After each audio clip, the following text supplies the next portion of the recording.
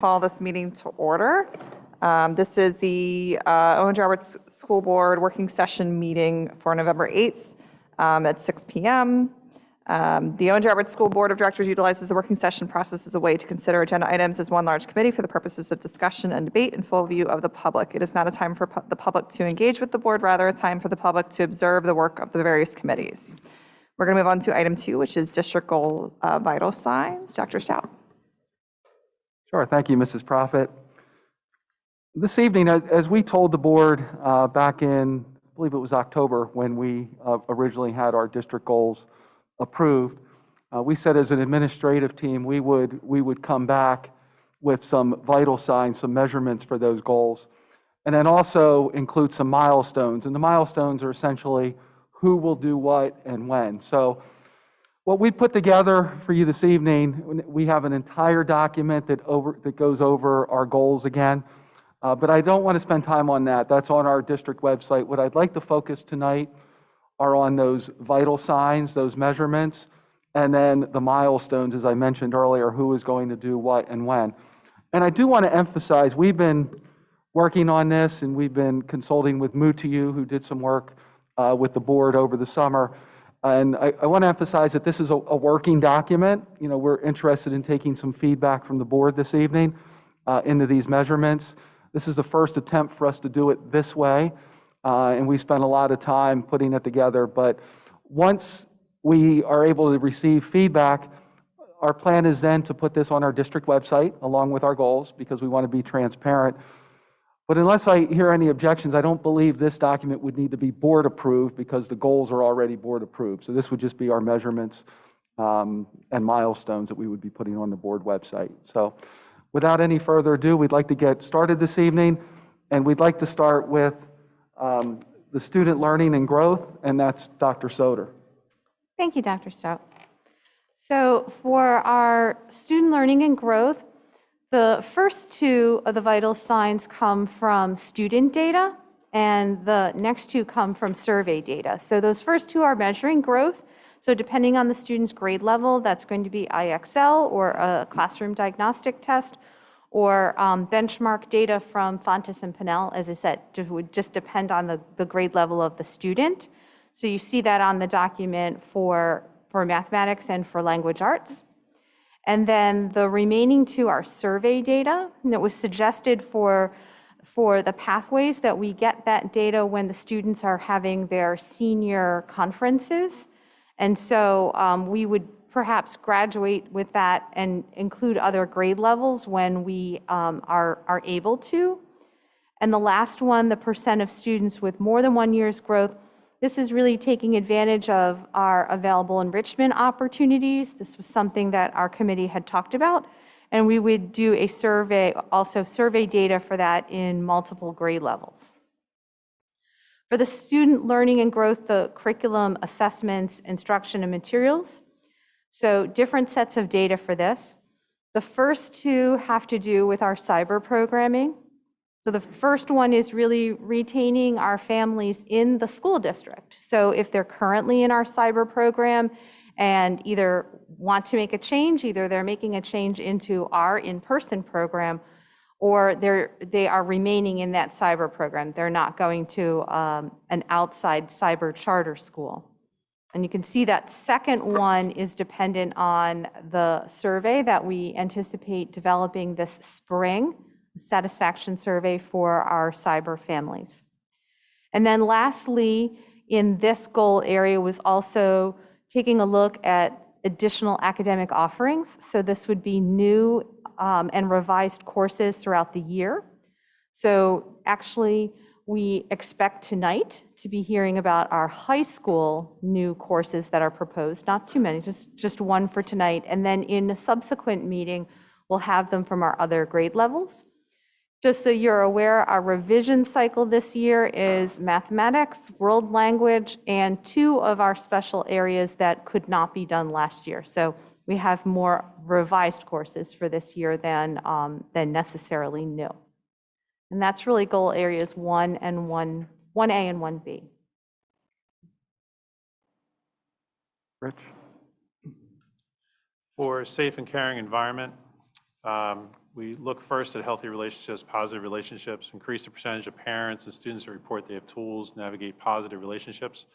The parent comes in with grade 2, and then the student would be the survey for 6th and 10th grade. An increased number of students taking higher level classes at the secondary level, that would be grades 8 and 10, not 12, I shouldn't have 12 in there, be 8 and 10. But basically we're looking at the current student scheduling and then the efforts they put into place to talk to students individually, class meetings, individual meetings, working out to see what students can move into some upper level classes, and that we'd compare that to their schedule or the courses they pick for next year. The increased number of students identified and utilized tiered intervention services. So this is an interesting one because the goal is to really look for those students who maybe need interventions but we're not aware of. And so we're not trying to necessarily increase the number of kids who need help, but we want to find those that do need help. So this is increased number of students increased number of students identified utilizing tiered interventions. A decreased percentage of 8th grade students report being hurt through cyberbullying by half, and we talked about this a little bit before through the PACE survey. There's definitely a spike in the data there, and we really want to look to see how we can get a handle on that issue. And then increase the percentage of elementary students who report a sense of belonging in their school. This isn't necessarily part of a direct goal, but it's a good vital sign to check to see if kids feel like they're connected. In one of the listening sessions, we heard the middle school talk about an activity where they identified students who staff don't really know and students who identified that they don't really know many people in the school. And so in looking at that data and then making efforts to connect everyone to someone, and then later on in the year checking it again, we're hoping to have that. It's a good vital sign to check to make sure folks have a sense of belonging in the schools.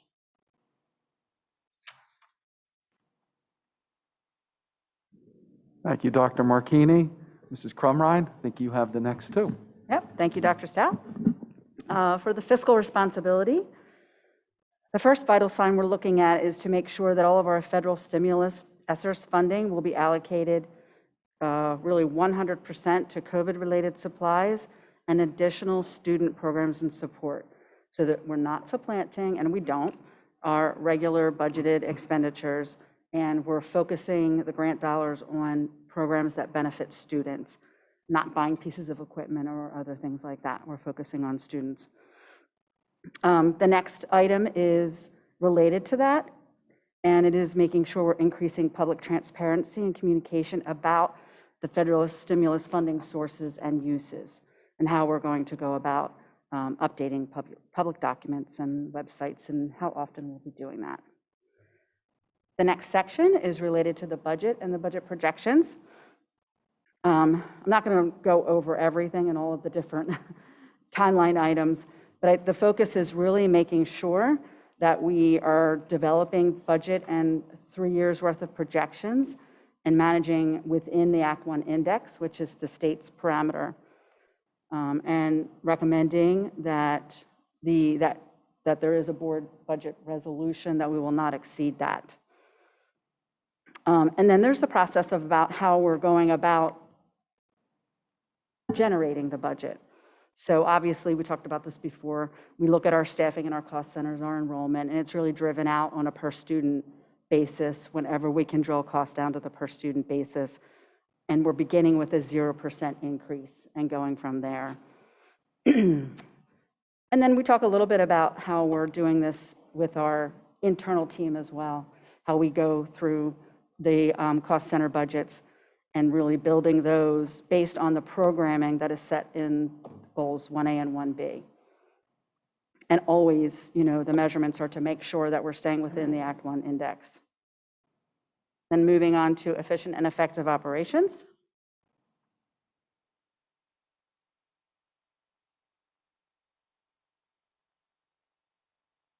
Just want to make sure it's up. Okay. The first vital sign related to efficient and effective operations is renovating the district service center and relocating the district's warehouse operations within the financial parameters that are established by the board. So the targets are really the financialist parameters that were already established by the board. And then the next one for operations, the vital sign, is making sure we're implementing the Guaranteed Energy Savings Agreement, GIZA, within the budget parameters that are established by the board. And the targets are the originally set parameters established by the board. And then we talk about our sources, our frequency, and the baseline. Thank you, Dr. Stout. Yep. Thank you, Mrs. Crumrine. Moving on to communications and community relations. We have two vital signs there. Number one is increase the percentage of district stakeholders. And we want to spell that out: students, staff, parents, and community who report satisfaction with the school district's communication efforts. And again, when we're trying to pick baseline here, so this will be the first time we'll be surveying folks, we're starting with 75% that are satisfied with how we're communicating.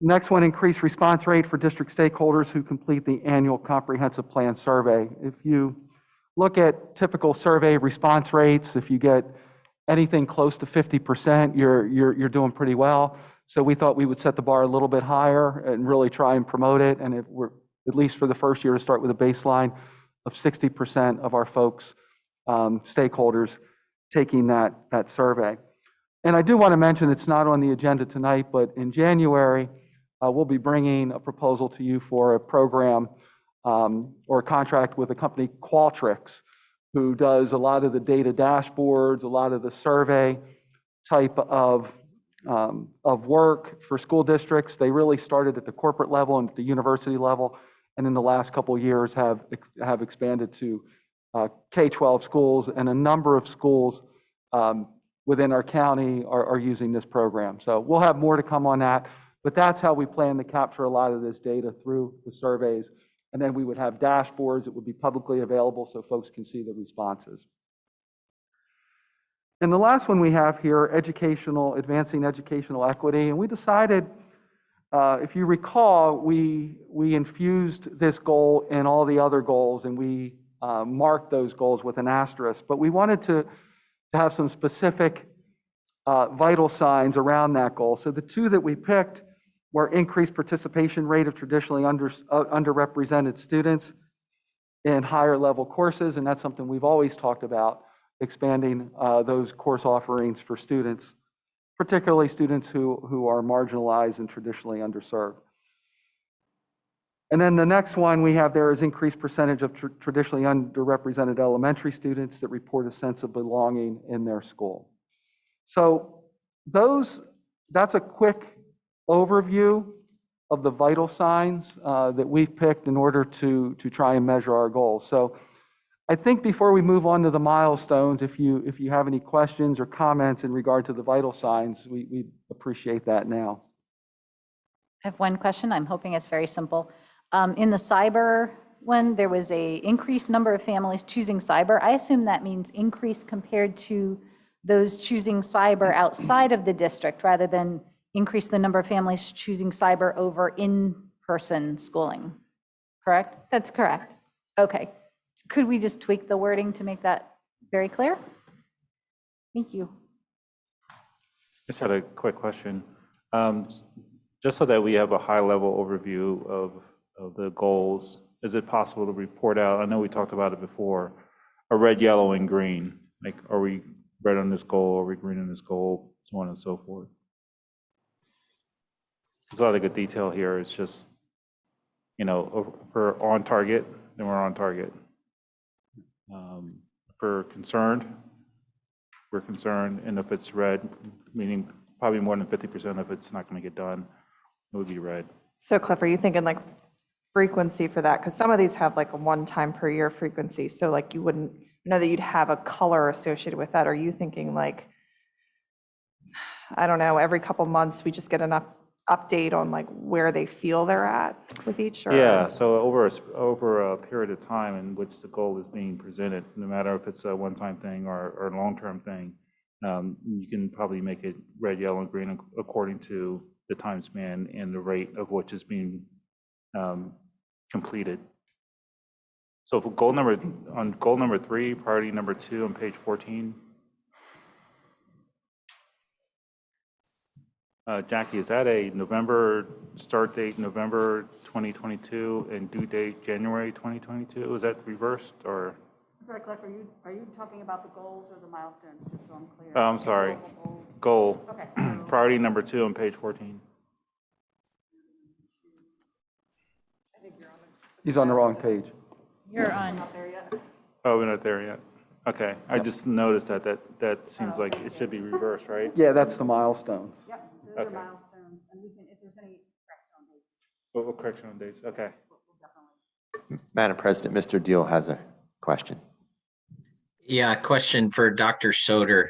When I look at the data sources for vital signs, it says, let's say in 1A, where you're talking about students who are growing in math and ELA, it says IXL or CDT. The second one says IXL, CDT, or FMP. Why is it an or?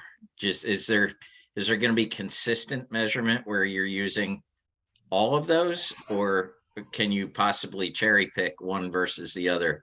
Why do we list all of them?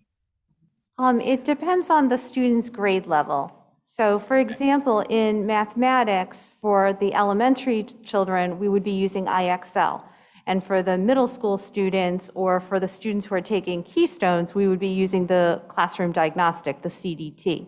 And then for the language arts, we use the Fontes and Pinnell benchmark for our elementary children, and we use IXL and CDT for the older students. So it will be the same assessment for the individual student, but it depends on the student's grade as to which assessment is used. Can you guys just think about annotating that in your table here, just so that if anybody's looking at it in the future, they know what you're using for what grade level? Sure. And the other question I have, I guess it's for Dr. Stout. When we look at the survey data, there's a lot of survey data, and how many surveys are in existence versus how many do you anticipate that you'll have to create with Qualtrics? Well, the main one we're going to have to create with Qualtrics will be our comprehensive plan annual survey. So that's the one Okay. that will go out to everyone. But as we need, I think I saw one in there that Rich had included about the elementary students, and I forget which Right. one that was. Local So that survey. may be a short 5 or 10 question survey that we would give to the students during the school year. So And do we already have the one on the first vital sign under safe and caring, which is the student parent perception data? Is that already in existence? Increased percentage of parents and students who report they have the tools to navigate positive relationships. For grade 2, we would have parent data from previous years, but for 6 and 10, we would not have that student data yet. Okay, I just was trying to get an idea of, like, again, what goes into the creation of these measurement tools. Is that something that's pretty quick, or something's going to take a while? So just to help follow along the implementation, you know what I mean? But okay, I get it. I have a quick question about 2 of our measurements. One is under 1B, the number of new and revised courses for the year. And it's actually a similar question for 2, for increased number of students identified for utilizing tiered intervention services. I don't have a solution, but it's more of a caution of both of those feel like that can't be our measurement forever because you can't keep increasing, right? And I'm not sure that we'd be meeting a goal by just offering new electives. It's more about the quality of them. So I'm probably telling you something you already know, but those just stood out to me and something worth, I think, paying attention to. So just as a comment to that, remember that our goals this year were specific to this year, knowing that the comprehensive plan would be a guide for longer-term goals. So this really is a focus just for this year. That's the same with safe and caring. We would be looking at the number of students identified, and in the next year, the number of students we actually offered interventions to, and then the number of students who had interventions and went on to be successful. Okay, good point. Thank you. Dr. I Stout. got- Sorry, go ahead. I got a couple of questions. And I guess, you know, I struggle with that answer a little bit because I think if we're going to get into 6 years and looking for this, we should try to use this as a jumping off point and establishing baseline data for what we're going to use, because it seems silly to kind of spend all this time and effort and not have like a meaningful dashboard that we carry on year after year after year. Otherwise, I feel like that's kind of a waste of time. That said, I'm looking at the priorities on the goals, and I'm trying to, how would I translate that to a measurement? So when I look at 1A, ensure every student at least 1 year's growth in ELA and math, research and develop a plan for enrichment opportunities for students who make more than 1 year's progress in a given core subject. So what I would be looking for then in the vital signs is, okay, we have a measurement of percent of students who make growth. Not how much growth or where the growth is for each of those those times. So I would really want us to maybe really think about what is our expectation of not just the percentage of students who make the growth, but what is in fact the growth at each of these particular periods. I mean, what is the goal and what's the baseline, where are we trying to get to, and where should we be at each time? And then, we're targeting 90% for growth. What does that mean, 90% for growth? It's not 90% of growth, it's that we would want at least 90% of the students to make that 1 year's growth. We're really thinking about the fact that we have students who join the school district during the year. Not 10%, but this is an issue. We also have students who don't test for one reason or another. So we really didn't think that 100% was really feasible just because of students coming and going. But this is 90% of the students that you're looking to make a full year's growth. So 90% of the students are making a full year's growth, and then those incremental benchmarks in between that, do you have targets for each one of those? There's benchmark targets for each time the assessment is given, and remember, it's a different threshold for fall, for winter, for spring. So in my, if I was looking to want to review a vital report card at a vital signs, I want to say, here's the expected benchmark fall, here's the winter, here's the end of the year, here's how we did in our first assessment percentage, and where we are with those students meeting or below we're at, and then kind of tracking that progress. Mm-hmm. And then also making sure, my first point, trending this over time, that this isn't wasted, we're not just doing this 1 year and then start on a different kind of vital signs next year. Same comment on percentage of students who make more than 1 year's growth. Okay, but 101, like what, I mean, what's growth? What's a good, benchmark here? How are we going to track it? How are we going to, keep pushing the needle forward? And that's a one time per year. And it's survey data, 5, 8, and 11, right? If that's a priority for us, why is only 3 grades out of 12?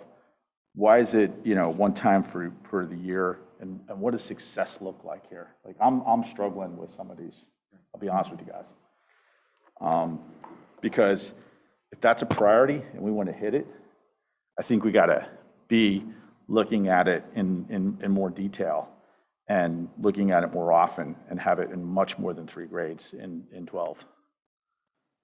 So I would just ask you guys, think about on this scorecard of what are our targets along the way? What does success look like for this in each of these places? And I think Cliff has a great point. It'd be easy to be like red, green, yellow, or some quick way to kind of manage by exception and say, here's where we're doing well, here's where we're meeting it, here's where we're not. And having a standardized assessment that's, and again, it depends on the survey, the quality of the survey. There's a lot sort of like on the come here that I'm not sure I would look at this and feel like I have a good understanding of what is going to be delivered out of this vital signs. Yeah, I had a question about that. Is that a standard to do those grades? Now, Rich, or Kathy, you can talk about that one, because we did have a lot of discussion about,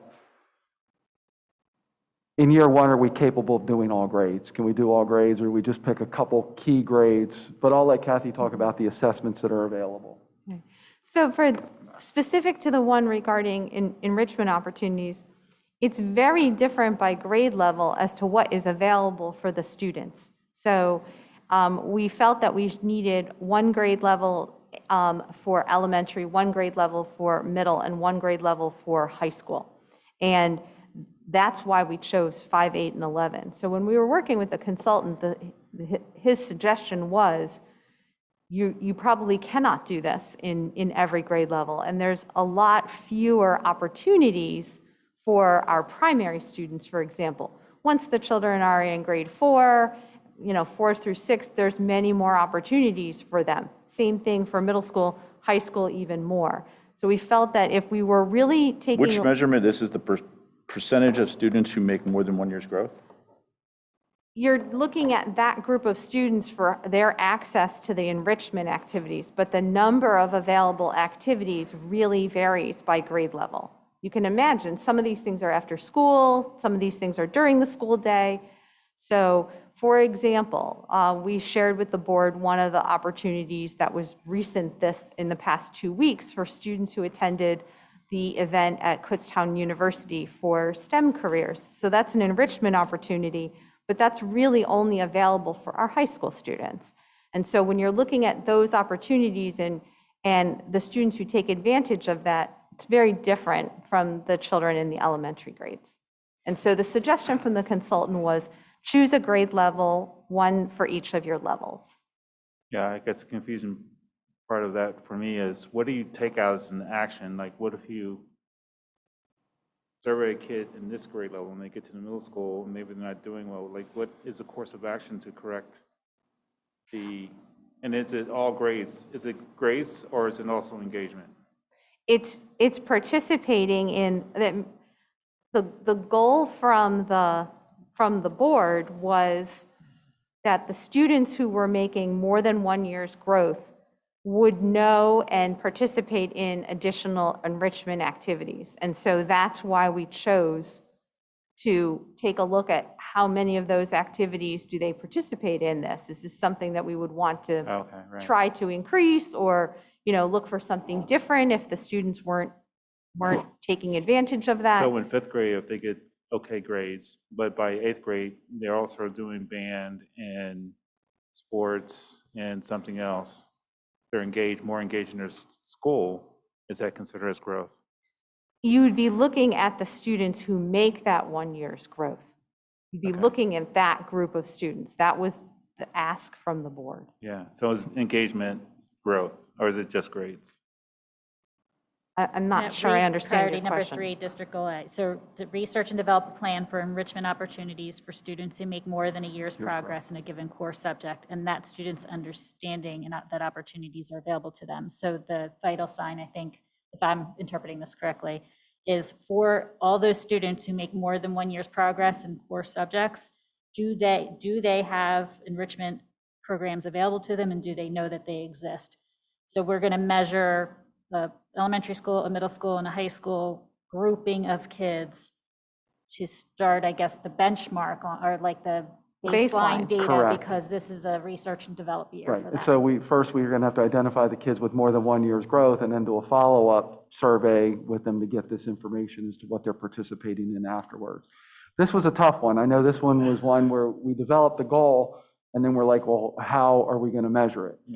And so that would be how we did it. And like Kathy said, we wanted to narrow the scope of the grades, but as we move forward, maybe we do have the capacity to do additional grades. I have a suggestion for you. I would say, when I look at what's the purpose of us giving the enrichment to these kids? It's so that they can dive deeper and can achieve and can expand their growth. So if I'm at 1 year growth and I have enrichment opportunities, I'm growing beyond it. So if I achieve 1.2 years growth or 1.5 years growth or 1.7, those are measurements. Those are quantitative. We say, hey, we had a bunch of kids over a year's growth. Now we're at 1.2. Now we're at 1.3. And we have them taking advantage. If I'm aware of a program or I show up at a meeting, doesn't mean I've participated in it. So how do I measure my enrichment? You know what I mean? Because awareness is, okay, I'm aware of it. It doesn't mean I got anything out of it. So how do we measure the value of those programs to make sure that kids are getting something out of it and we're actually providing a quality program that we're pushing growth beyond just that 1 year for those kids that can do that. And I think if we just continue with the same measurements we have, we don't have to change those measurements. It's just, hey, we're at 1.2. These guys are 1 point, whatever the proper, grade level, or, hey, I got these guys, they're third graders are now reading at fourth grade. I got this many doing this. Keep the measurements the same. Just try to increase the number of kids and say, did they participate in these enrichments? And did then those kids who participated in enrichments, did we see a growth in scores? Because to me, that's the purpose, right? No, it's backwards though from the actual goal. The actual goal is for kids who are already making more than a year's progress, that we're offering them more enrichment opportunities versus the other way around, that we're offering enrichment opportunities to get them. But why are we offering enrichment opportunities, is my point. Paul, I'm just reading the goal. I'm just telling you, the goal that we offered, this is what we said we wanted, is that for kids that are making more than a year's progress, that we're giving them things to help them enrich their progress even more. But how do we know that we're giving them things that enrich Well, I them? think that's the other thing here is there are some grades we don't have enrichment opportunities for that we have Right. to keep in mind. So I think this is just establishing the baseline so that we know where we're at. I mean, we But hear I from do our struggle families. though with just selecting 3 grades, because then I think you're missing the grades that don't have the enrichment opportunities. And I agree think with if that you're as going to call it an enrichment opportunity, I'm a data person. Convince me it's an enrichment opportunity. Prove it. I'm not arguing with you. Lauren. No, I'm just saying, that's my mentality about it, right? Measure it. Yeah, it's a tough one. It is a tough one. I don't know how, because the whole point, I mean, we hear from the community, right? For kids that are able to do more, what are we doing for them? So this is trying to find a way, I would suppose, this is how I'm reading it, is how do we find a way to measure that? So, and I don't know, it's tough. I hear both of you guys, and I agree with both of you guys, because it's hard to measure that. I would like to just make a moment of caution on that. As everybody dives down into data, we get data by testing, and we know we don't want to over-test our students. So it becomes an enigma. How do we get the information without over-testing students? Because what you're speaking of, basically the only thing that is left, if you want hard data, is to go back and test those students and see what they gained from it.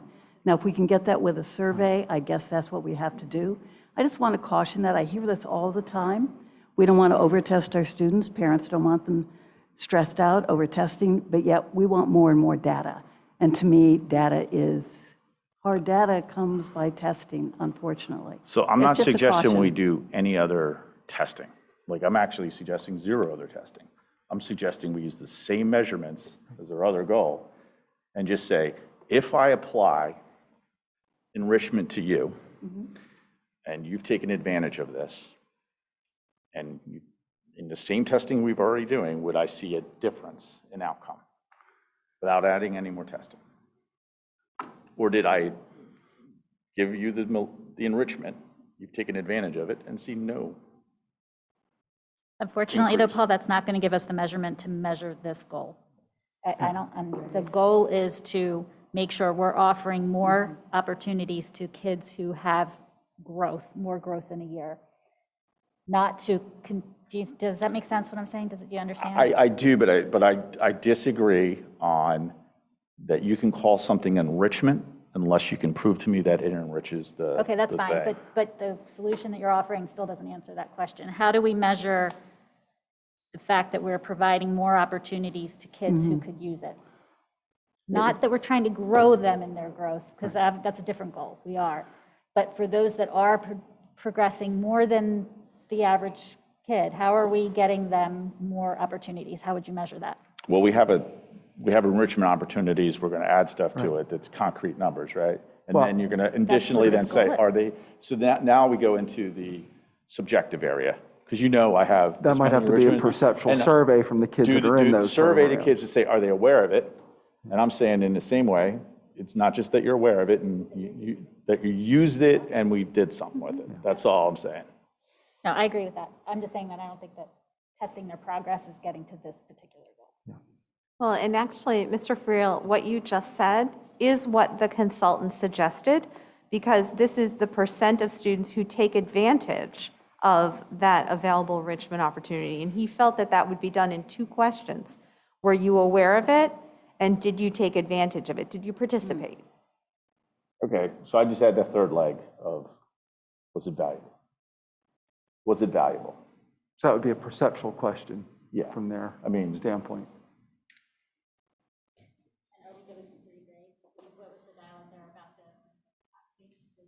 That's what we thought about, just the capacity would we have the capacity to do that with every single student that had more than a year's growth? well, if we're just going to do a survey, why can't we just put it to everybody, just if it's a perception survey? I mean, it's a baseline, right? Well, and it could be, we could decide to put that in the comprehensive planning survey at the end of the year, then that's something we could do every year. But if we're just identifying the kids that have made more than a year's growth to answer this question currently. We also wanted to look at the feasibility of a primary student and felt that we shouldn't really do this until the child was in an intermediate grade level. It's not that our primary students don't have opinions, they have plenty of opinions, but that to really make sense for this, we felt that it should be an intermediate student. Well, if you ask all the if you do scrub it and ask all the students and just scrub the data backwards of, only count then who made that, because you'll have all the answers and just exclude the answers of those making less than a year's progress, then you have your data. Well, an interesting point too, having conversations with the principals, I mean, we always talk about that year's worth of growth, but the kids that are behind grade level, we're shooting for more than a year's worth of growth. So that's important to note as well. There are certain students that if they're well below, 1 year's growth is not enough. We need to make up the ground that they're behind. And I would think if you have that and put that on your vital signs in your dashboard because it's important, I think that's a great thing to add and really be kind of tracking and looking at that. And I think I agree with that point 100%.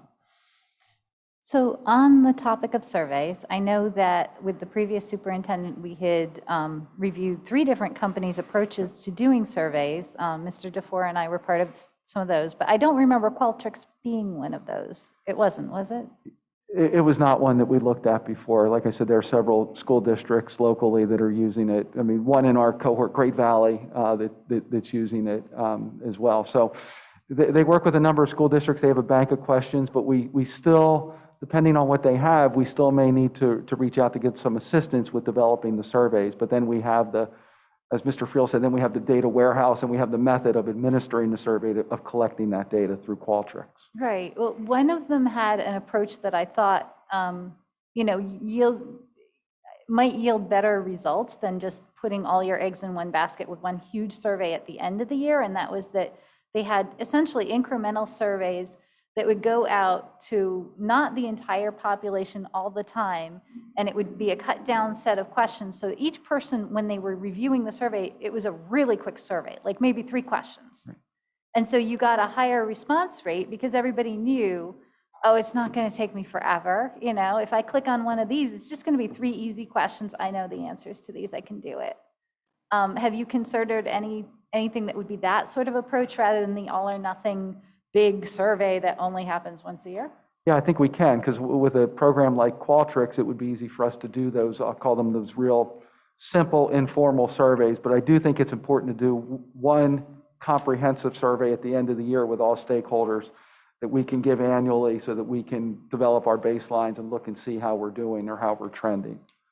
But yeah, that doesn't prevent us from using smaller ones to measure things that we need to get at pretty quickly. Well, it showed an overtime picture of your demographics breakdown. So if the question was, do you feel a part of your school community, that it wasn't necessarily just one time a year that it went out to all parties, that it was, hitting different demographics at different times, and then you would see over the course of the year whether you had more engagement or less engagement, and it was able to be broken down across demographics also.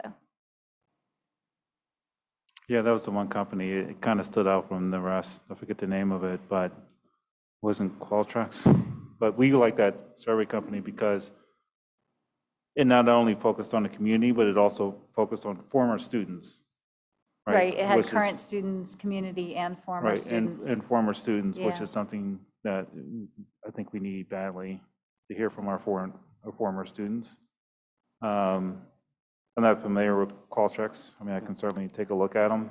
There were certain qualifications that we needed for a survey company, is one that they would keep our data long-term. They would give us trending information. They would give us surveys for community, surveys for former students, and they own their own platform, right? So that's important because in owning your own platform, you have the ability to update it at a lower cost than if you use a third party. So I'm not sure what Qualtrics does, but there are certain qualifications that were more feasible for the school district to use. I can take a look at them if you want me to.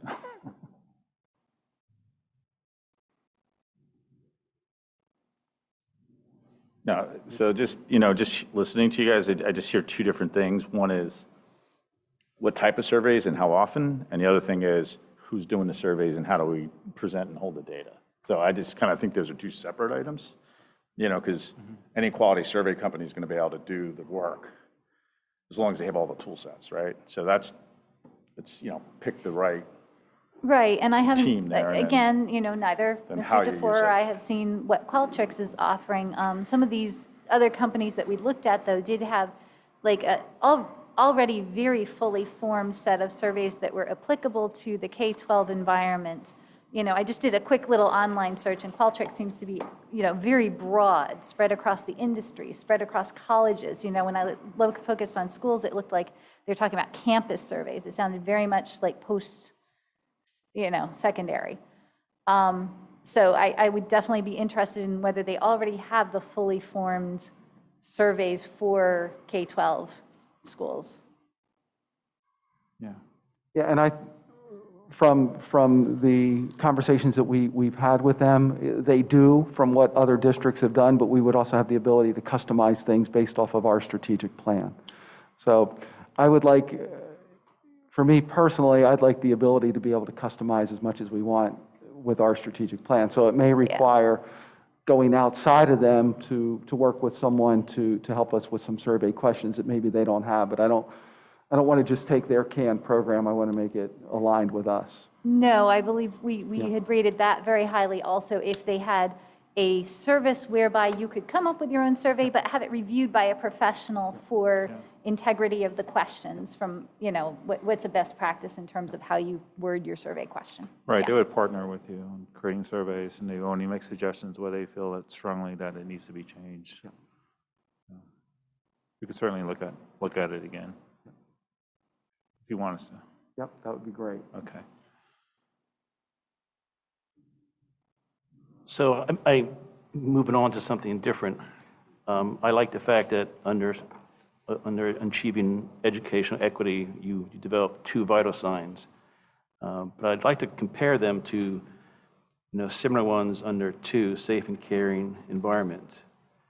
For safe and caring environment, the vital sign is increased number of students taking higher level classes at the secondary level in grades 8, 10, and 12.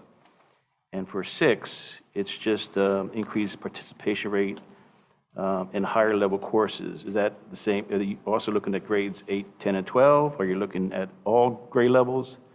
All grade levels. Okay.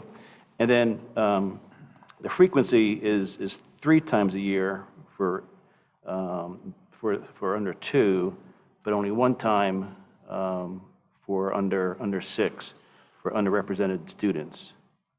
I guess technically, we already have the data of what those students are taking this year. Okay. That's one data point. We'll then look at the data of what courses they pick for next year. So I put 1 time because we're only collecting it once, but we already collected the data from the courses they had this year. Okay. So I guess compared to what you're looking at, it's either 1 or 2 times, but we already have the data, what they have. So it's do once per we year? have the same data though for the regular students, I guess? Because you're looking at their data 3 times a year. So do we have their data also? So What's the difference? So for the first one, we're looking at the courses all students currently have. Mm-hmm. And then we'll look at the courses that typically underrepresented students have currently. So we have that data. They are actually enrolled in their course and taking classes this year. When they do their scheduling in December, January, February, we'll then be able to see what courses they chose, and we'll compare. And so our goal is to increase participation rate of those students in higher level classes. So imagine if we have a certain percentage of students who are in a low socioeconomic status taking college prep classes and not taking honors classes. And then we look to see what courses they pick next year based on our advice, looking at other tests, looking at other data besides just their prerequisite in the class before, and see how many of those students are now taking honors who previously took college prep. And the same would be from honors to AP, et cetera. Okay. So we know how many, we exact number of how many students who fall in our free and reduced lunch population or low socioeconomic are currently taking college prep. We'll be able to track those exact students to see how many next year are taking a higher level class. And it could turn into a 2-year goal. So maybe they can't next year, but we're getting them all the interventions necessary to do it the following year. So it's hard data that we're looking at the number of students and the courses they're taking. That's for number one. The second one is a perception survey if kids feel like they belong. Mm-hmm. Our elementary schools currently do that. So we do have some data, although unfortunately those surveys across the 5 elementary schools are slightly different. So we're going to have one uniform survey. They do different techniques to get that same percentage, but if you're asking different questions in 5 different surveys, it's not necessarily consistent data across the district. So we will take all of their surveys they do through their school-wide behavioral programs. We'll come up with one survey for all kids that are underrepresented in this equity. We'll ask them if they feel like they belong. Then we'll put efforts into place. And part of those surveys that the elementary schools are doing is they actually ask kids to put their names down. And the counselors call students in if they say, no, I don't feel like I belong. They also ask teachers, do you think these kids belong? No, I don't think this kid belongs.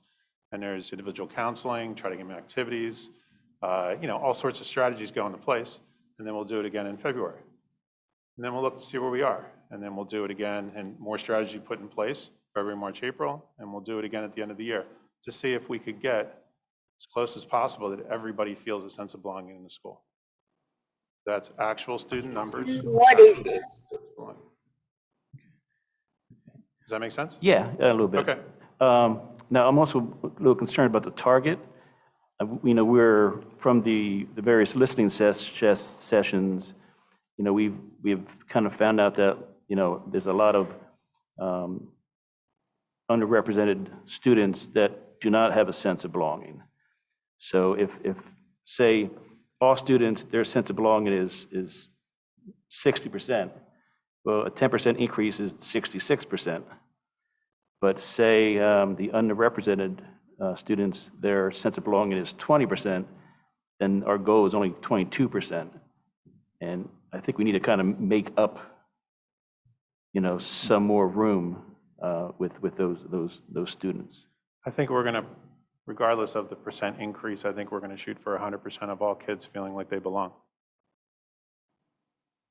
That's something we could, That feels we like a could good, increase it right now to be 30, 40%. I agree with Rich. It is our goal, is essentially 100, but if you Right. don't get 100, you're not attaining that. But we can increase that number though. And can I just jump ahead Sure.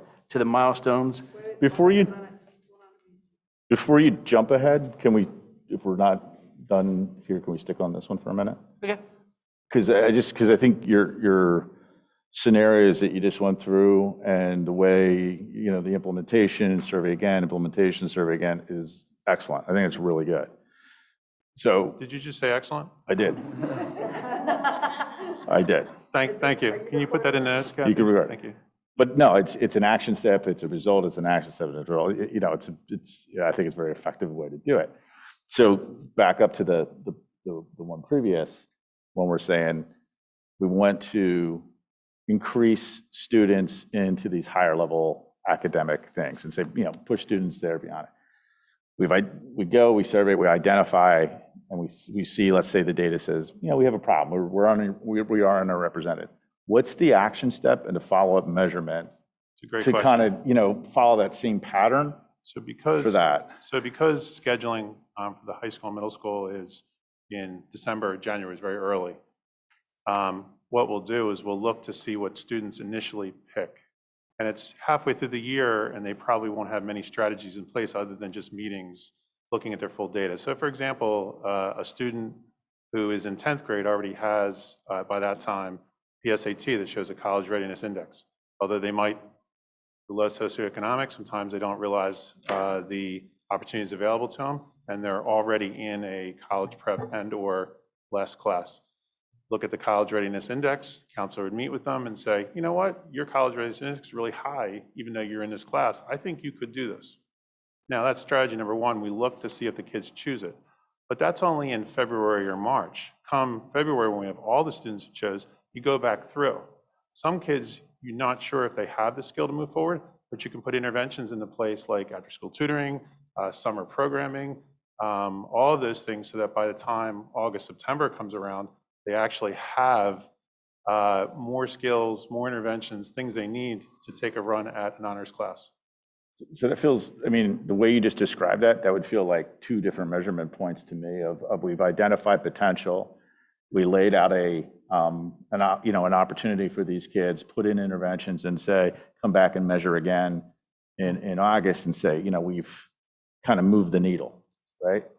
Versus a once a year kind of point in time reference. That feels like So frequency, I should, 2 or 3 times then. yeah, it just On the feels like you frequency. have distinct actions you can take and Mhm. measure. And I think if you put them into vital signs, I think that would be a very We'll make good that 3 times. kind of then. movement of like, Yeah. we identify here, we take action here, and we've moved 10 kids from here to here. Yep. Because we've put this in place, that would be like a meaningful progression. Yeah, we'll add the frequency to 3 times then. Thank you. So I guess, moving on to, the key tasks and So do you want to present those first, Will? Or no? Well, It's kind of related. Yeah, I was going to say, if you would like us to, we could, but I think it's pretty Are you okay with- self-explanatory here. If we'll just take questions Yeah, about that. that's fine. Yeah. well, under 6, the achieving educational equity, there's not the same type of, key activities, lead person listed for those 2. I mean, I assume it's going to, fall under your purview. It's just that it's not put down in writing. Yeah, we didn't, for that there, yeah, you can see what we put here, Dr. John. We just refer back to those goals that were, so if you would look at the priorities under those areas, it's outlined there. I mean, we could be more specific, but we wanted to keep that part similar to the goals and just go back and look at the goal area for that. Yeah, but we also have a section 6 now, and it doesn't have, I guess it just goes back to Rich for those 2, since it's kind of Yeah. all students so therefore it would fall under you too? So Okay. we could put it Yeah. in that way. Yeah, the action plan I'll have to present to Dr. Stout as part of those goals and the strategies with the timeline. So it'll be a well-defined, Yeah. milestones. But I can certainly add all that once I'm completely finished those strategies and give them to Dr. Stout, and we can add to the document for sure. So Okay. we'll do that. We'll Okay. put the, rather than referring back, we'll list the specific ones and we'll have it in there. Yeah, okay, thank you. Yep.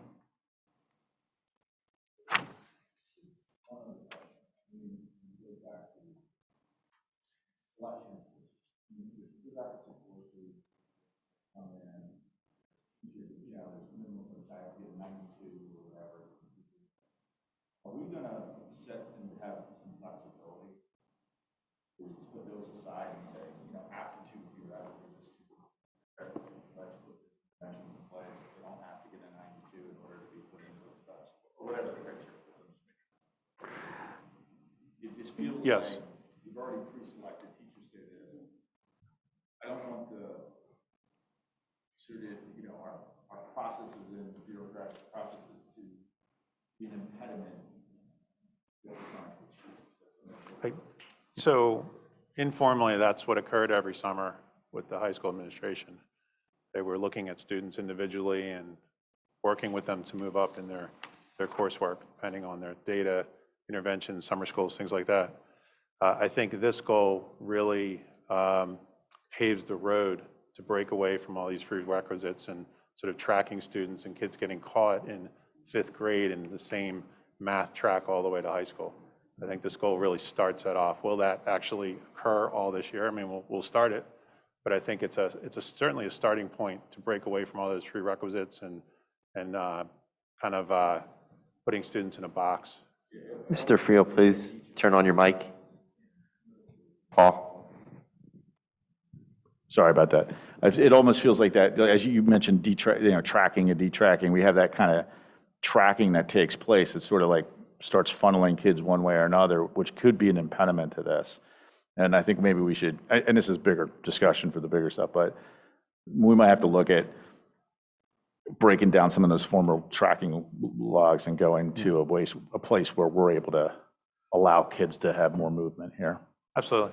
Well, Rich and I will joke as former high school principals. I mean, there are times where, you had to have an A through kindergarten every single year in your math course in order to qualify for the next math course in high school. And we put some things in place so that that's not the case. We always want to encourage kids to stretch themselves. But we also want to we don't want to set students up for failure either. So I think there's a fine line. But if you have a student who's motivated, I think we should be extending them that opportunity. So we'll continue to do that. I also wanted to mention Mr. Deal has his hand up. Oh. So I'm sure he has a question too. Oh, no?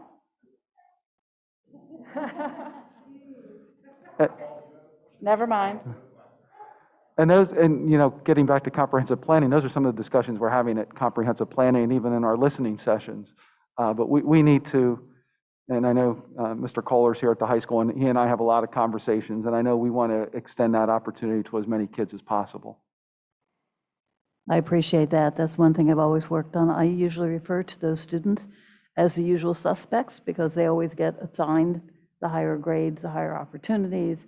And I've worked hard to get opportunities available for all of our students to, as you said, stretch themselves. Sometimes failure is not the worst thing that can happen either. Sometimes you learn a lot more from failing than from succeeding. So I'm always in favor of our students having as many opportunities available without someone else determining they can't do it. So I appreciate that thought. I hope to see it keeps on going. Thank you.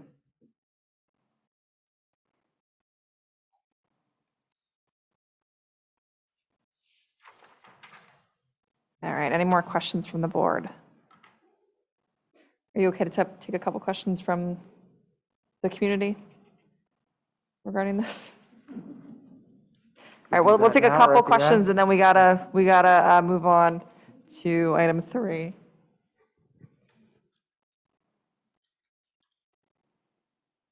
Yep. The microphone gets out. We have one online question. Carrie Culp.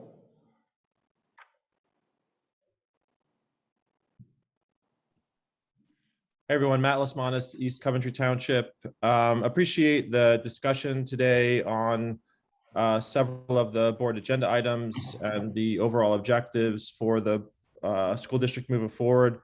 I think the one thing I'd like to stress is that on specifically the measurement of measuring the increased number of students taking higher level classes at the secondary level, that should minimally start in 7th grade.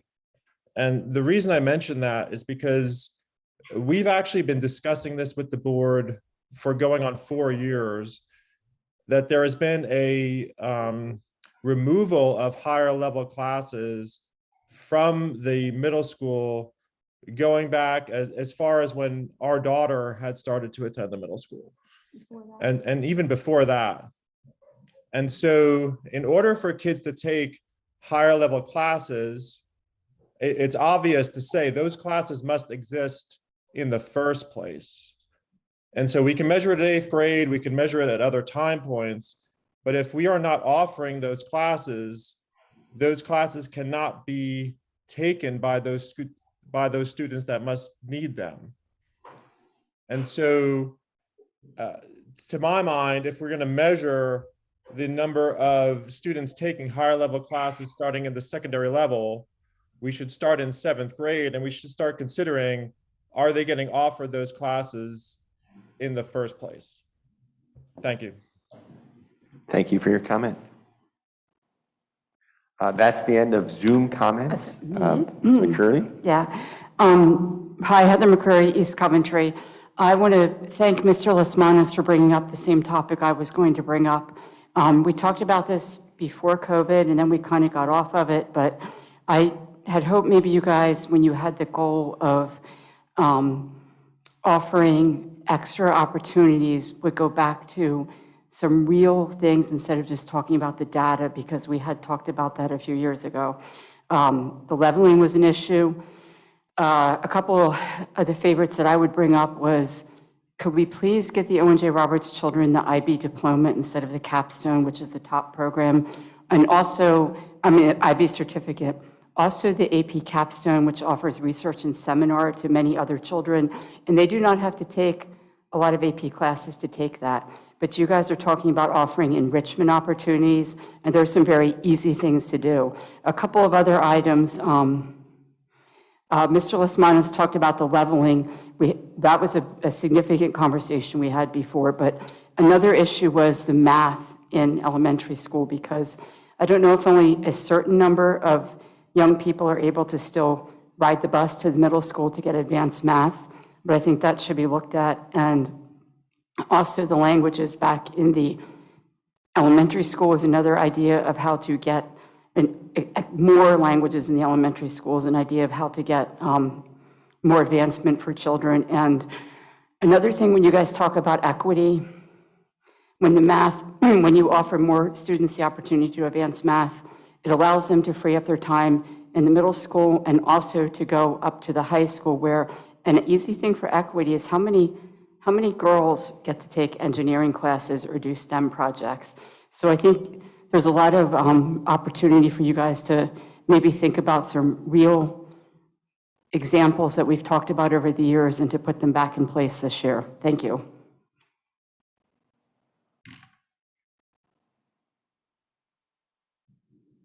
Madam President, that's the end of public comment. All right, we're going to move on to item 3, which is enrollment projections. I think this. Thank you. Your team. Just wait for the PowerPoint. So each year in November, we look at the data. We use Decision Insights company, analytic company, and software package that they look at many different factors.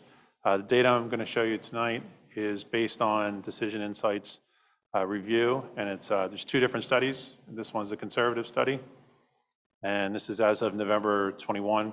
The upload of data that we gave them was the end of September, beginning of October, but the numbers are pretty spot on still. There are factors to consider with the student enrollment. Changes in grade level student cohorts. So as you see the cohorts come, some classes are a little larger than others as they go through. Change in number of residential units. So we'll look at that, see what houses are being built, neighborhoods, construction. Historical district data. So they, of course, look at the changes in each of the classes as it goes through the school. Obviously, you know, like 8th grade could be a factor where kids are leaving or coming from private to public. So they look at that and put that into the logarithm. Change in planning of residential development. So in comparison to last year, 2 years ago, we did have some areas that we thought would be growth, and different developments, residential developments didn't come to fruition. And then the topic we always talk about is charter school enrollment. So there is, you know, a change depending on which elementary, for example, and which group of folks are going to different charter schools. And then I had to put in there COVID has, you know, definitely had an effect on our enrollment a bit. And as I go through this, I want you to think about your, you know, you're looking at a 10-day forecast for weather. You know, you're going to go away in 2 weeks to Florida, and you're looking at the weather, and the farther out you look, the less likely it is to actually occur. So when you look at these numbers, please feel free to look at the large trends. But if you look at the next 3 or 4 years, you'd probably get the most accurate. So the first part is the district projection. So I'll just start at the top where Paul has it. The yellow is our current enrollment, and that was an upload from about 3 or 4 weeks ago, and it's only a few students off from where we are currently with those numbers. And then as you go down to the totals, it's pretty interesting in that, you scroll down, Paul, a little bit, to the totals. You go from 5,464 this year, or currently, and you can see where the totals grow slightly, go down. I'm sorry, they go down a bit, but they stay within 100. And then as you go out, it does look like a bit of a drop in student population. Any one big giant residential development could change that quickly if you're talking a couple hundred students. Start with East Coventry as a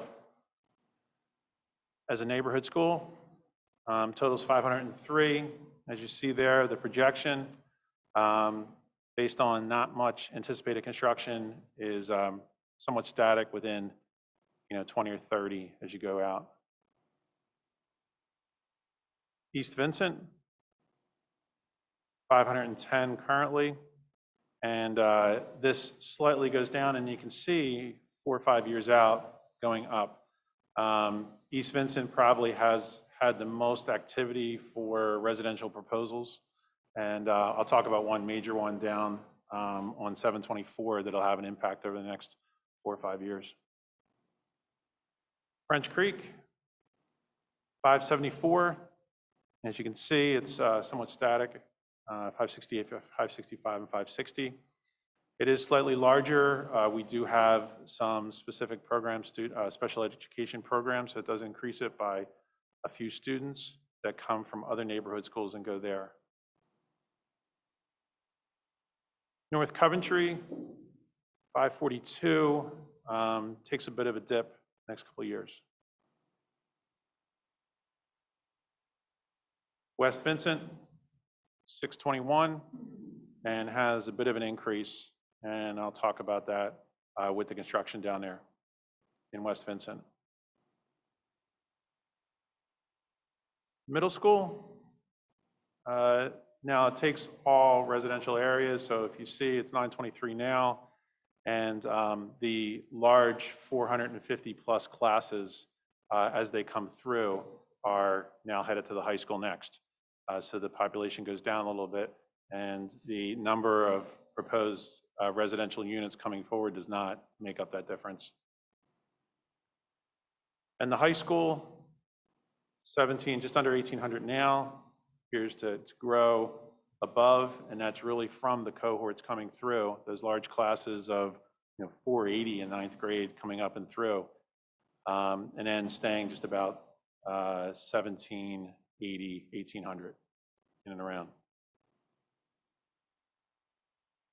Residential, and on if you're looking at board docs, I think there's some links if you want any more information, but you can also go for these two. On the East Vincent does a nice job posting their proposed residential developments. 241 West Bridge Street development, proposing 14 lots with 13 new single-family homes on 89 acres. The Jones Motor is the big one that we're looking at right now, and that's down by the Wawa at 724.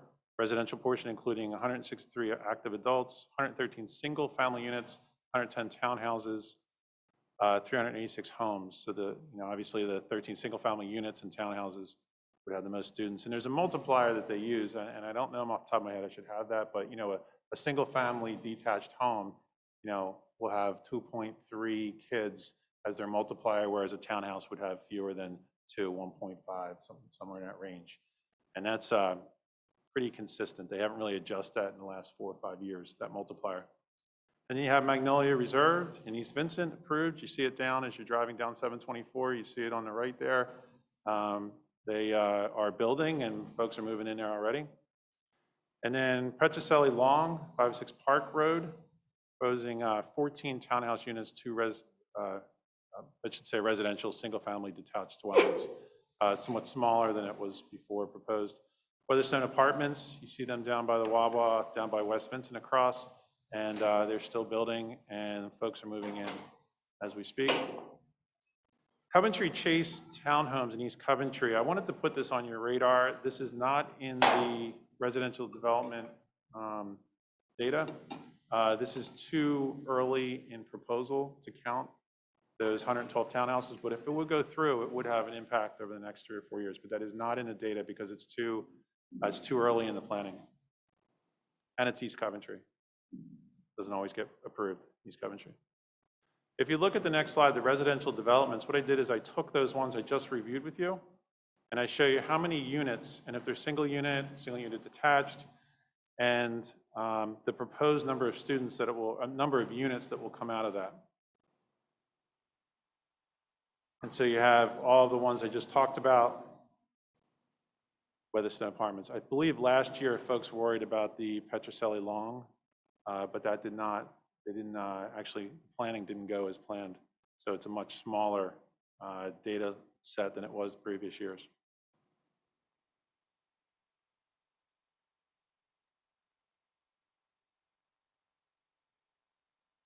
That's the end of my presentation. I just had a question about kindergarten. Absolutely. So West Vincent has like a dramatic jump from kindergarten to first grade. Is that private school for all-day kindergarten? Charter. The local charter schools in Cyberchart, they have local Collegium and Renaissance have full-day kindergarten. And in the last 2 or 3 years, we've had probably 23 students from West Vincent go to that charter school for kindergarten and come back to first grade.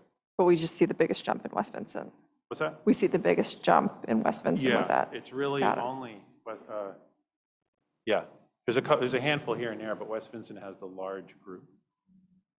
Madam President, Mr. Deal has a question. Hey, Rich, it's John. Look, you've looked at numbers like this for years and years and years.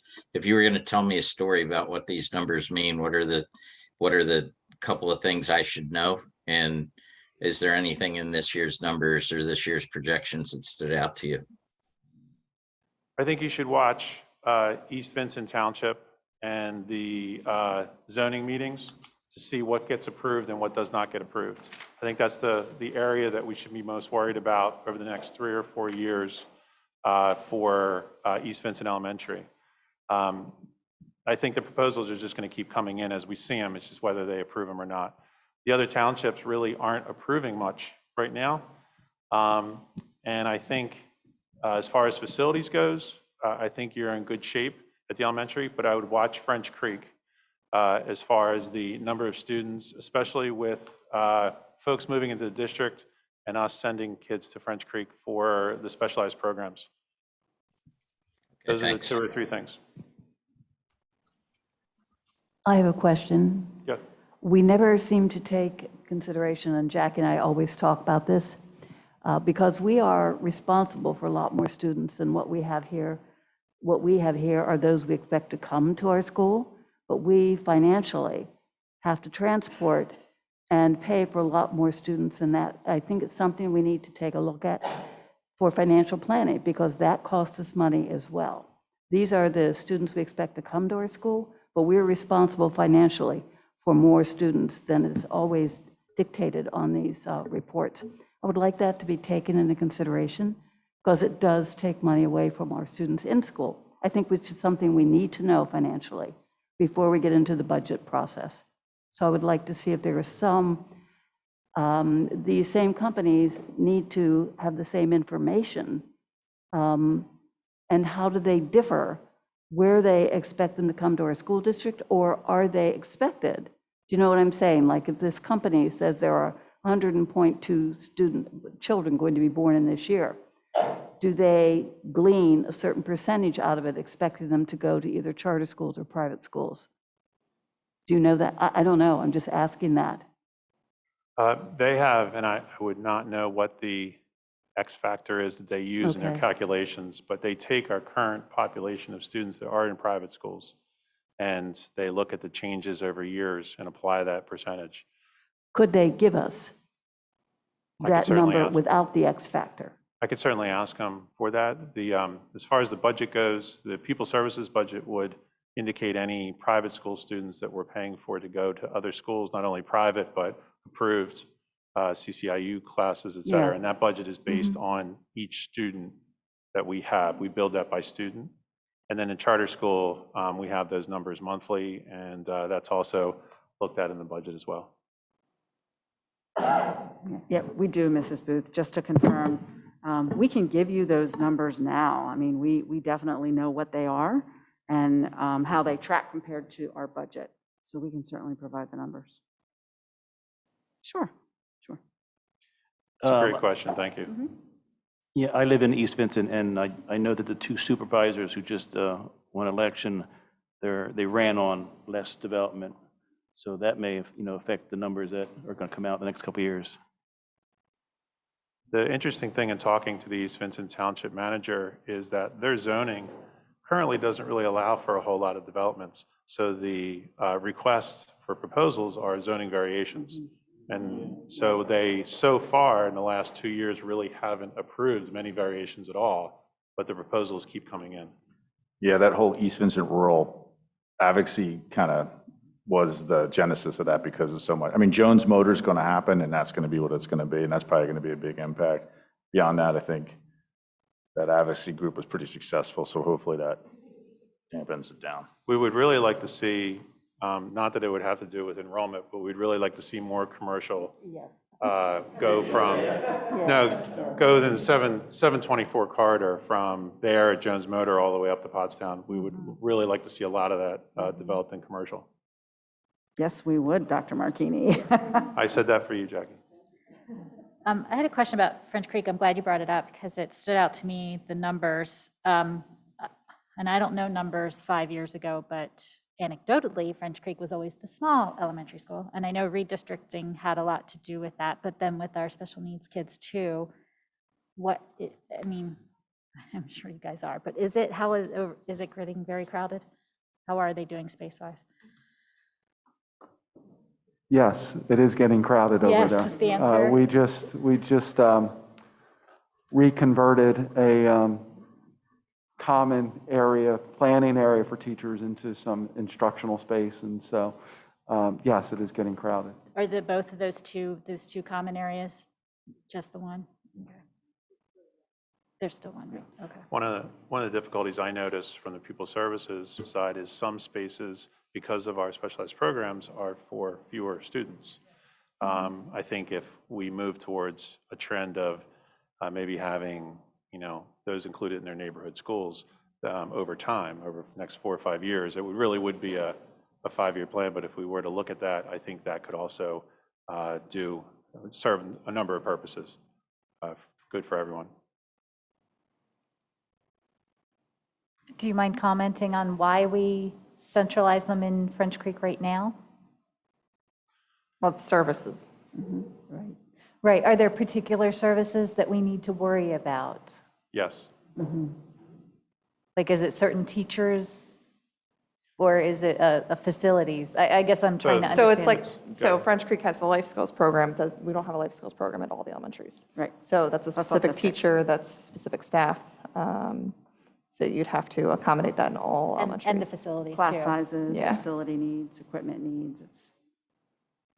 Right. I'm more. just trying to understand whether it is the facility or the staff that is more the pinch or the. I think it's both. There's Okay, probably it's both. 10 factors Okay. that cause that to be, but if you could duplicate that program and move more students into the neighborhood schools, probably, like I said, it could serve a lot of good purposes. It's just, it would have to take long-term planning, budgeting, and education and training to do that. Right. It's worthwhile, though. There are significant funding implications for that, so it's something that would have to be planned in advance. Planned in advance and projected over time. Any other questions? Thank you. All right. Lost track of where we are. Move on to item 4, which is Curriculum and Special Education Committee. Mrs. Stutzman. Hello. For the curriculum committee tonight, we have 3 items. 2 are more update related, and 1 we do have an action to move something forward to the board. But to start with an update on the comprehensive plan, I'll pass it on to Dr. Soder. Great, thank you. Our comprehensive planning began earlier in October, and we have had 2 of our 3 planned meetings with our steering committee. The first meeting was to review data, so our committee had the opportunity to learn about the budget from Jackie, pupil services from Dr. Marchini, and facilities from Mr. Shelgren, and curriculum and instruction from me. During the second meeting, the steering committee was tasked with a couple of different activities for prioritizing needs in the school district right now. And so they did small group work, and then medium group work, and then large group work on prioritizing those needs. And tomorrow evening is the last scheduled meeting for this part of the steering committee, where we would be providing input for potential goals. And so that's the activity for tomorrow night. And Dara Klein is our facilitator from the Chester County Intermediate Unit, and she'll be returning tomorrow for our 3rd meeting.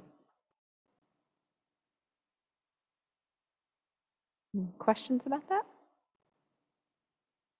I'd just like to add, we're on a pretty tight timeline, and we want to maintain that, but just at the end of last week, we were informed by PDE that everyone has an extension. So we could have, I think it's now June, correct, Dr. Soder? I think so. So, but we may extend it a little bit longer, but I would like to kind of stick to the timeline that we currently have, because we're up and running, and so we're going to still try and stick to the same timeline, but we do have additional time if necessary. Because one of the things we've been, and not to get too far into the weeds, but one of the things we've been discussing is, do we take a look at our district mission and vision statements? Because we haven't done that. When we were on the tight timeline, we prioritized getting the goals and everything set, but I think now that we have extra time, we may come back and relook at the mission and vision statement for the district, because it's been a while.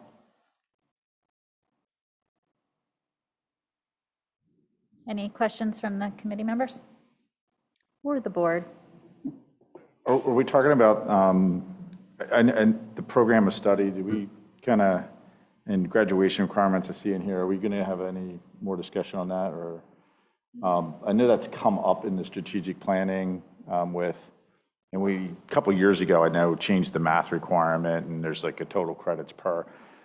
Can we just like talk a little bit about what are the actual required credits for graduation in Pennsylvania versus ONJ, and is there any room, because I know and it goes to the discussion we've been having on that steering committee about expanding opportunities for kids. So where do we grab those opportunities from, right? How do we free up time in the schedule?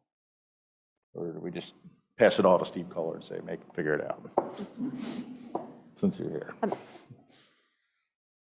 Do you have a specific question related to what we're doing for strategic plan, or do you, So the specific question is, what's the difference between the minimum requirements for Pennsylvania students to graduate, what ONJ offers? What is the specific difference, and how much credit can we free up on a student schedule if we were to decide to do so? So I actually have a document that outlines that I can put in board line. I don't have it like right in front of me to display right now, but I can share that with you. So there's not a tremendous difference. There are a few differences between what Pennsylvania requires, but ONJ Roberts does have a higher overall credit requirement, as do most of our neighboring school districts, compared with the state requirement for credits. Yeah, the minimum, I just pulled it up now, minimum requirements are 21 credits. It would be 4 credits of English, and 3 in math, 3 in science, 3 in social studies, and then the rest would be elective. So like Dr. Soder said, we exceed that, but the minimum requirements are 21 credits that the state issues. I remember in board line before you guys sent us that, and it had a comparison to other schools too in there. That might be helpful to just re-up, like bring back up to just. Yeah, I just think it's good that we should all have that, especially if we're talking in that strategic planning. Like what are the guardrails that are there in place, that, so we're not, you know, talking theoretical beyond what's possible. Okay, I can put that in board line.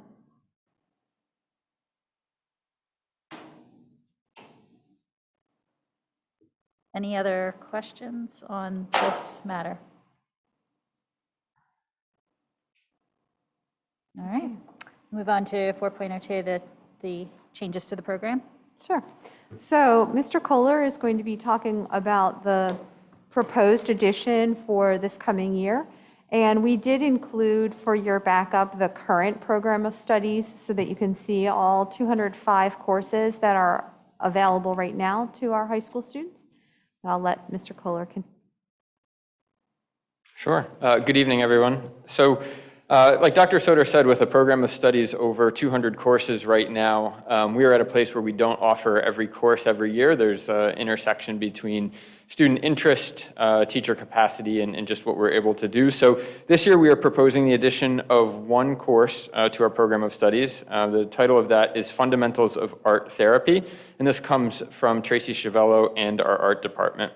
So this would be a standard weight course offered for a semester, would meet 5 periods a day, and be available to grades or students in grades 9 through 12.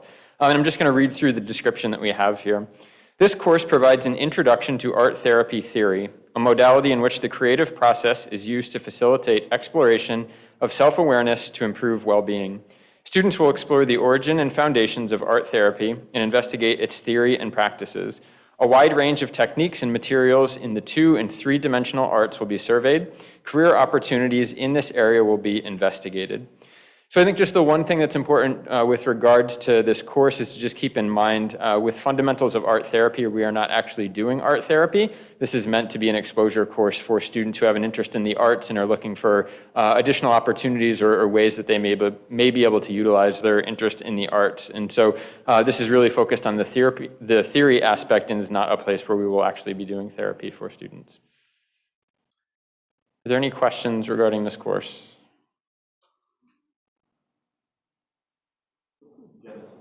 All right, so, sorry, I got to hit this for Zoom.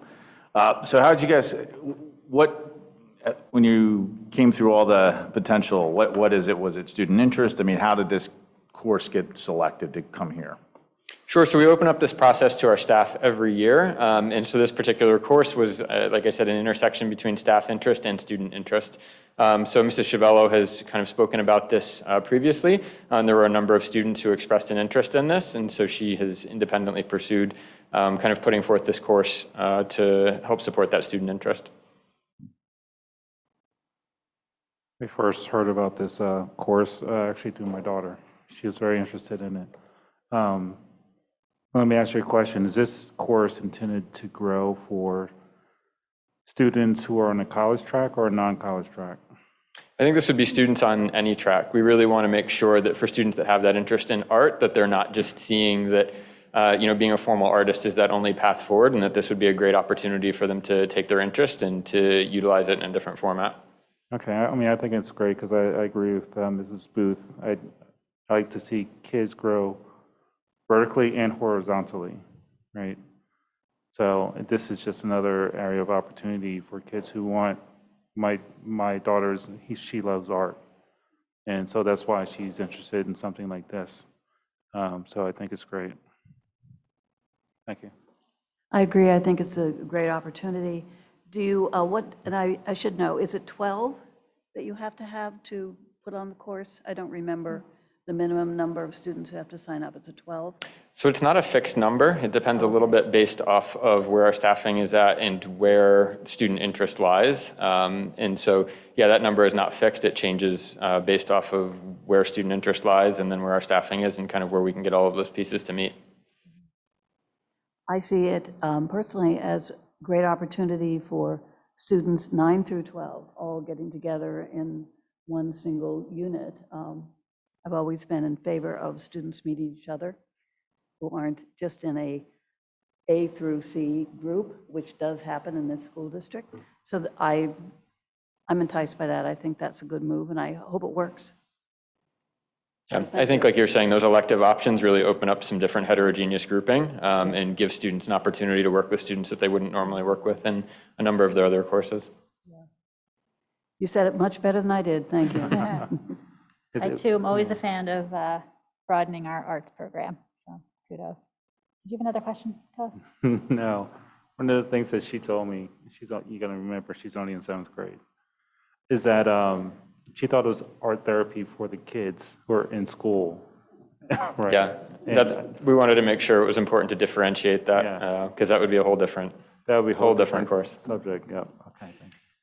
So this one needs a motion to go to the board from the committee, which today present is myself, Mr. Deal, and Mr. DeFore. So by default, if we'd like to push it forward, I think I would need a motion from either Mr. Deal or Mr. DeFore, and a second from the other. So moved. Second. Thank you.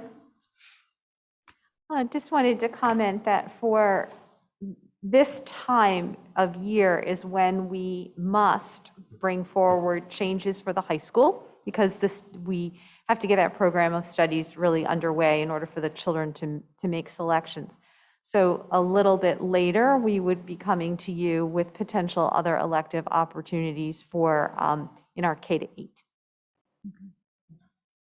All right, so electives that such as this, is there an average cost, or what's the cost associated with it, or if there's any cost at all? So that's actually part of the proposal that the teacher puts forward. And so that would include potential professional development and ancillary materials for this class. So for this proposal, it was approximately $450 initially. So we have included that in our curriculum budget moving forward. Gotcha, okay, thank you. That's a bargain. Yeah, sounds cheap, right? Great. Any final questions or comments? Thank you very much, Mr. Kohler, and we'll move it forward to the board. And then our last topic is universal screening assessment for secondary mental health. We asked Caroline Gatto, Vicki Morgan from the high school and middle school to come and do a quick presentation. It says action on here, but this is information, part of our MTSS program for mental health at the secondary level. And we have actually a PowerPoint behind you too, so wherever you'd like to put your attention, either way is fine. So my name is Victoria Morgan, and I serve as the Student Assistance Counselor for the high school. And then Caroline Gatto is my counterpart at the middle school and covering all 5 elementary buildings. And tonight we're here to talk to you about the new behavioral health, mental health screening that we will be bringing to the district. So as we heard a lot about tonight, we have educational assessments, CDT, IXL, PSSAs, Keystones, and we also have health screenings. Mental health screening highlights the social and emotional needs in 14 different domains, including anxiety, depression, substance use, and trauma. As a district, we need to respond to the impact of COVID by assessing the social emotional needs of our students. So that's why we are planning to do this voluntary screening. So what is a mental health screening? We have selected grades 7 and 9 to participate in a voluntary screening. The result of this screening will increase the likelihood of identifying students with mental health concerns or at-risk behaviors. The Behavioral Health Works, or known as the BHS Works, has been used in Chester County schools through the Compass Mark, which is our student assistance program provider through Chester County. Like Vicki said, we will be using BH Works as our screening tool. It is a comprehensive and validated web-based platform. The inventory will allow the students the opportunity to enter responses on their Chromebook or on a mobile device. And this tool is response activated, and it will identify immediate risk factors to allow for appropriate response and action that same day. And the tool is both HIPAA and FERPA compliant. So we provided a few of the sample questions from the inventory. A few of them include something like, have you ever felt stressed, keyed up, anxious, on edge? How often have you worried so much that it's hard for you to stop worrying? How often have you felt down, unhappy, sad, or depressed? Have you ever thought about killing yourself? During free time at school, how often do you spend time with friends, or are you mostly alone? And these were taken directly from the inventory. We're partnering with Drexel University this past fall. We applied for a grant. It's the Garrett Lee Smith Youth Suicide Prevention Grant. So with the GLS grant team, they will be walking us through the training and guidance with rolling out the screening process. There is a link to a quick video. Unfortunately, we can't play it, so I will send that to Dr. Marchini to send out to to share with you so you can watch it tomorrow. So we created a timeline for the implementation of the voluntary survey. And so this month, we are going to start training our staff who will be working with implementing the survey. In December, we will hold a middle school parent information session. We will also provide middle school parents access to preview the screening material, and we will be requesting active consent due back by December 18th. And then same for the high school, we'll have a high school parent information session. We'll be looking at providing a preview of the tool and then active consent back in the end of January. Right now, we're planning on 2 screening days for both the middle school and the high school. Again, we're doing 7th and 9th grade. For the middle school, January 11th and 12th, and the high school, February 2nd and 3rd. Students will have appointment slots to come down to a small area like the LGI or the library to complete the screening. After the screening, every student will debrief with a mental health professional, either myself or Vicki, one of our school counselors, or a school psychologist. Parents will be notified by the counselor, and then there will be follow-up as needed depending on the risk factors that were shared. That is it for our presentation. If you have any questions, we're happy to answer. Hi, I have a quick question about, you said 7 and 9. I'm assuming, is that capacity related, that we're just doing the 2 grades, or So why those just are 7 and 9? transition years, the 7th and 9th. The idea behind 9th grade was if we get this information for as 9th graders, we have 4 years with them that we can really track. And 7th grade, since that's just such a big transition time coming from elementary school. We only have them for 2 years, but we can track them through 7th and 8th grade. That makes total sense. I think where I'm also wondering, though, is you had mentioned about, I don't know if this is a direct response to COVID, but that's a big part of why we would be doing this. So I think that's why I'm curious if there's not some way, and then how with additional grades, because every grade is suffering from COVID-related stress and anxiety. And I'm also curious of how does this differ from like what the information we get from PAYS, which I know is anonymous, correct? Yes.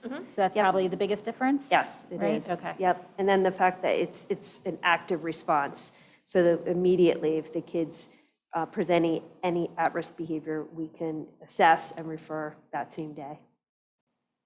And any students in crisis also will get an assessment no matter what in any grade if they're identified through the SAP process. That's why they chose this one as it aligns with the SAP. Can I just get clarification on, I think you said active parental approval, so I think that means that you would not be giving the assessment to a child unless their parents actively said, yes, you should give this assessment? Correct, yeah. All right, thank you. So this is for baselining students since it's only 2 grades, is that? Like, I'm trying to understand what the purpose of this So is. yes, it is. Just baselining. Yes, and it's going to fall into our MTSS model as well, and how we respond to Tier 1, Tier 2, and Tier 3 interventions. Right, because we already do work around this type of mental programs today, right? Like if a kid was having a mental issue, we already have things in place to get them help, right? Yes, we So did. why can't we just use the data from that instead of surveying? Well, this is for kids that we're maybe not aware of, children that we're not catching. So we want to make sure that, we're screening, not necessarily just for crisis, but for maybe lower level concerns that could be, we can program at a tier 1 or tier 2 response. Like anxiety, for example. Right. Right, because you said this is being done twice a year? It's once a year right now. Once This a is really year. our pilot year.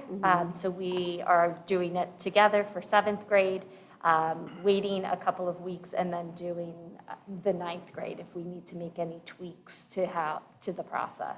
Okay. What time of year, how are you choosing when you're delivering this?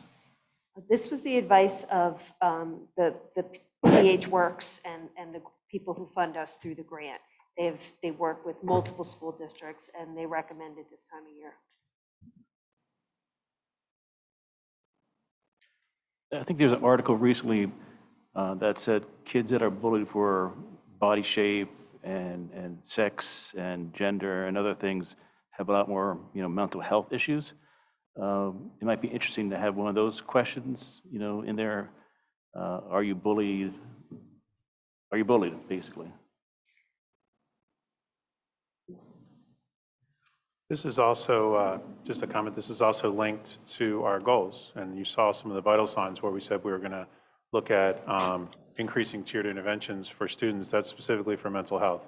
So in this case, this year, start with 7 and 9, hopefully expand it each year. So, what I know, one of the listening sessions the other night, last week, they were talking about fears that there might be kids out there that are quiet. They really don't say much, but there's a lot of anxiety and worry and issues, and we're hoping to, catch it, and really get the interventions available to those students, even though they're not coming to the office or no one's calling about them.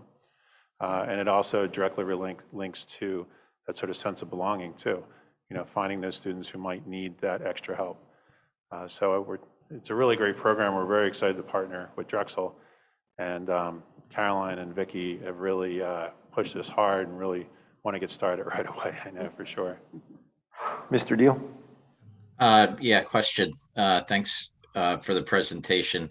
One, do you get any kind of aggregate data from BH Works in terms of setting our expectations? Like, what would we expect to see?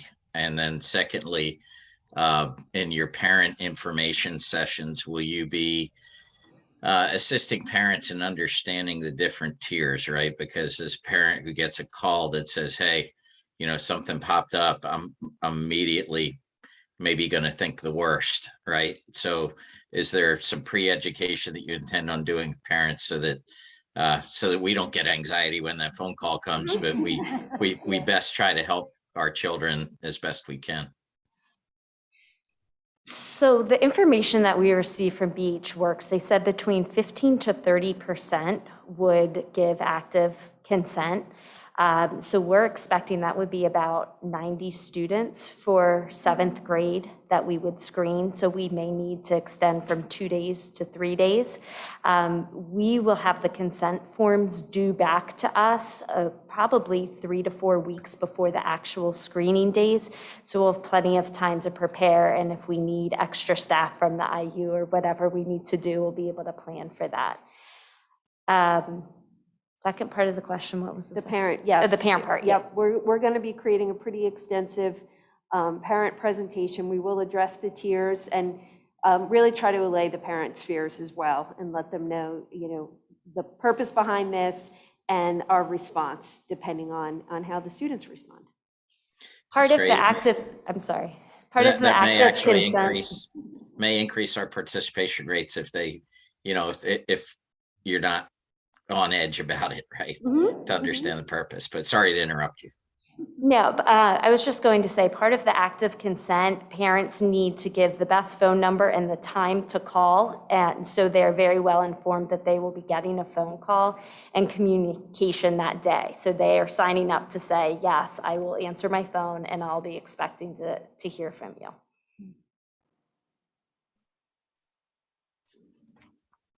In the other schools who use this, I guess if we're successful and we like this, and this says, there's value here, and it goes to all these kind of 7th, 8th, 9th, where we're picking grades, it's like the next steps, what's the expand, how do you go from where we're at to the next steps? So I just, as we're putting all these things in place and we're putting a lot of stuff, that's kind of test here, baseline here. What's the plan? We got to think about what's the plan to expand, what makes sense to expand, how are we going to do this to get to all our grades, and are we choosing tools that can get our whole population versus, Well, the first thing I spoke to the ladies about was a budgetary sustainability plan for this, because it's initially going to be grant-based. But for next year's budget, you'll see a line item for this in the budget. So we'll already be preparing for that to continue it once the grant runs out. Secondly, as you look at this data, at each one of their levels, they'll be tracking the students and obviously offering it, if this year 7 and 9, next year 7, 8, 9, 10. You keep expanding it and go forward. When I had mentioned the data before, you continue to look at how many students you're offering interventions to, but then you start another data point. You keep that data point. You don't lose that one. You keep it. So every year, how many students are we catching that need assistance, right? The second data point, though, becomes how many have we offered interventions to, and how are they doing? So there's a longitudinal study of students in cohorts as they go through. But a student who's okay in 7th grade may not be okay in 10th grade, and that's why you give a universal screening. At any moment in time each year, there could be an opportunity where you catch something and they need help.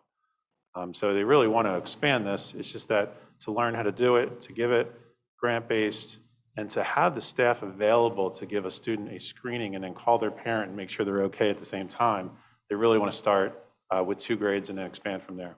And we'll have all hands on deck. So all our school psychologists, any of our own staff, crisis counselors, et cetera, will be on hand for that, for those screenings, and then working with students afterwards. Can you give me the experience of the student? I guess the question is the experience of the student as they take it. Right, because okay. I have twins. One's going to say everything's rosy and sunshine, and the other one's going to mark off everything on that box. She's depressed, she has anxiety, blah, blah, blah. So can you give me like the experience of the student? Because they're going to expect some type of help, right? So I just want to know what happens next. So the tool itself takes, I believe it's between 15 and 20 minutes for the students to go through it independently on their Chromebook. And as we said, the answers will be populated and we'll get a report in real time. So then based on the one daughter who will indicate that there's tons of problems and the one daughter who will say everything's sunny and rosy, will determine how we respond. So if there are at-risk factors indicated, we would then do a full mental health assessment and make recommendations based on additional questions that would be face-to-face to be able to get a sense of what the next steps would be. For a student who's reporting that things are great, we still share those findings with the family, and we keep all that data, as Dr. Martini said. Okay, so the student that needs help, she's contacted, or the parent is contacted, or? Yes. And then we make an appointment for that student, or what happens? So we will have counselors, mental health staff there to debrief with every student. There are certain critical items on the screener that if a student answers yes to, or like we said, it's response activated. So if they said they have thought about suicide, and then it will go to, if the answer is yes, then have you had a plan, or do you have a plan? So those are the critical items, and that will alert us, okay, this is someone we need to do a full assessment on. And there will be a separate location for that student, and then that's someone that we would continue to follow up. Are we notified right away, or? Yes. Oh, yeah, Right? yeah, Okay. of course we follow up. Thank you.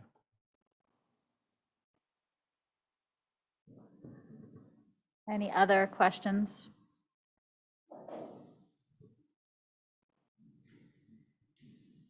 Good. Anything else before I open it up for any comments from the public on the last 3? And thank you very much, guys, for Chad, appreciate it. Pardon me? That's what I just said. Any questions from the public on the last 3 items we just discussed?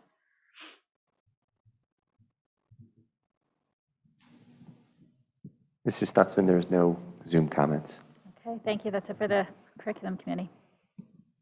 All right, then we're going to move on to item 5, which is Finance and Buildings and Grounds Committee.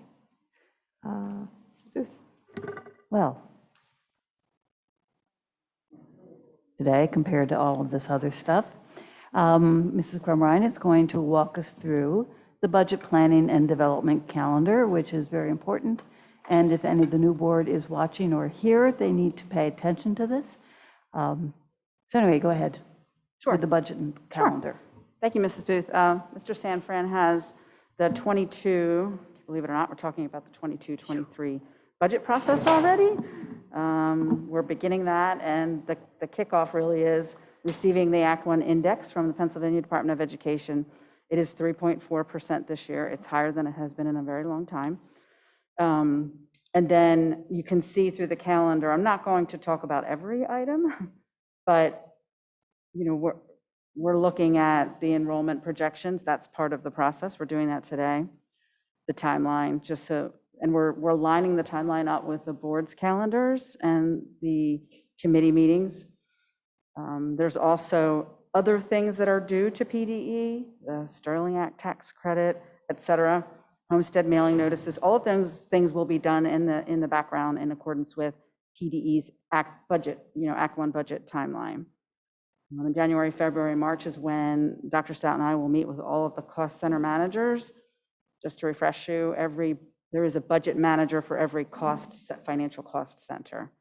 So we meet with them individually before we bring anything to the board.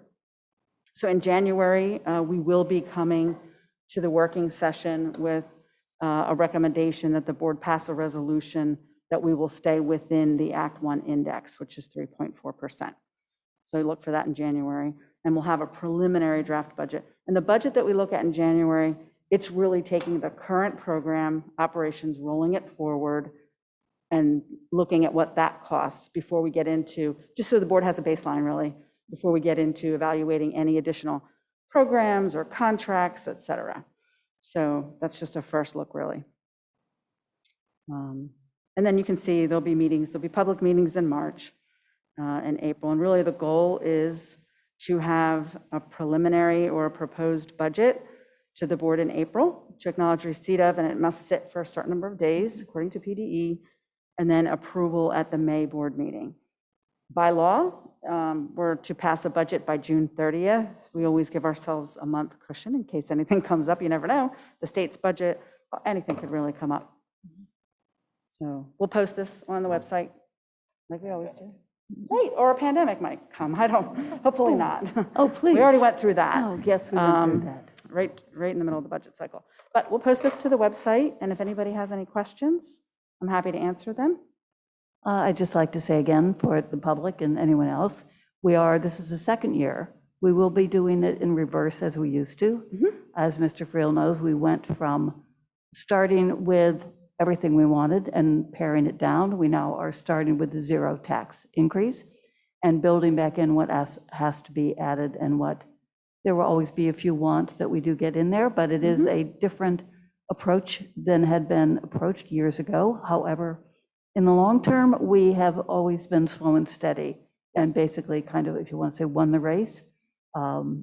Districts who do go to 0 increase at times find themselves in great dire financial needs further down the road. We have avoided that, but we are always in constant concern for our taxpayers and keeping as many people in our community, because that's one thing that can drive older citizens like myself out of here, is when the taxes become just too much to bear. So we've always been very concerned, and I think we watch it very well. Mrs. Crumrine, in the years I have worked with her, does an excellent job. And we do have to follow those timelines, or we lose our tax opportunities, and we would shut the doors for everything. So that timeline is very important, and we can't just wait for whatever we want to. It has to be followed. Right. So if there are any questions from any board members or new board members or the community before we go on to the next portion? Mr. Sanford, anything? No, okay. All right, thank you. Okay, all right, the next thing is, gee, I went and lost my paperwork, but we have Mr. Chris Herr from Melee LLC, our outside auditors, and he's going to give us a summary of the audit reports from the June 30th, 2021 budget. Audit, sorry, Financial. yes, the budget audit. And that it will be via Zoom. And now after he gives that, we will also take questions again, and they will be in order of committee members first, other board members second. I don't know if there are any new board members elected who are on Zoom or in the audience, and then also of the general public. But anyone who does do that who's not on the board, please give your name and township of residence. Okay, go ahead. Thank you, Chris, for showing up. No problem. Thank you very much. Can everybody hear me okay?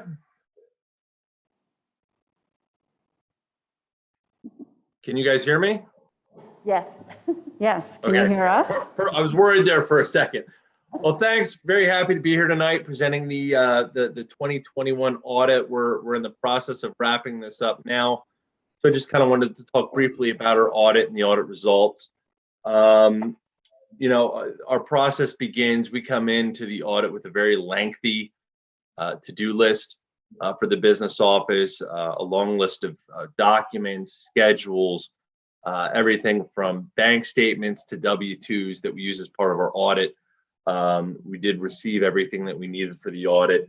You know, the procedures, the balance sheet, we do a great deal of tying out assets, cash, receivables, liabilities, accounts payable, debt, things of that nature.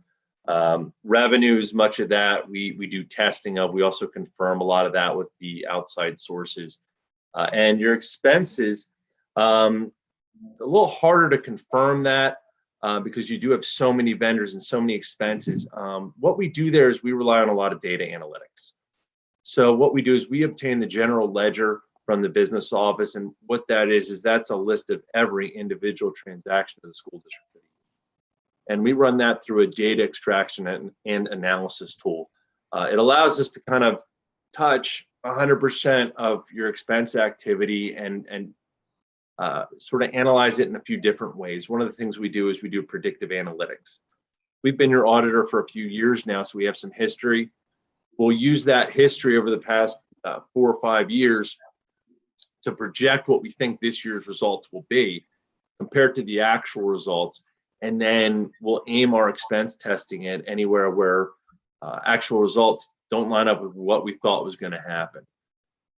We also do pivot table analysis. We'll break your expenses down by a function or object level, look at them on a monthly basis, look for any unusual spikes or valleys in activity, and also compare year on year. So look at, you know, March of 2019 versus March of 2020 versus March of 2021. Again, looking for any unusual activity and you know, drilling down on that and testing expenses on that basis. So it's not necessarily about looking at the biggest expense accounts or the biggest vendors. It's really a risk-based approach that allows us to audit wherever the numbers take us. So that's kind of a little bit of how the hot dogs are made, so to speak. We also look at internal controls as part of the audit, looking at you know, internal processes over cash receipts, disbursements, payroll, bank reconciliation processes, different controls over federal awards. We did not have any issues noted as part of our audit. If we did, we'd be required to disclose them in the very end of the financial statement. There's a couple pages called schedules of findings and question costs. We would be required to disclose any significant deficiencies or material weaknesses there, and there were none. Everything seems to be operating as intended. So at the end of that, we end up with an audit opinion. You don't need to follow along if you have a copy of the financial. If you do have one, I'll throw out a couple page numbers, but certainly not necessary to follow along. Our audit opinion's on page 4. That is an unmodified opinion. It's also known as a clean opinion. It is the the best opinion you can have on your financial statements. It's what you want to have on your financials. Essentially means that the statements, in our opinion, are free of any material misstatement. They're in compliance with GAAP, that's generally accepted accounting principles.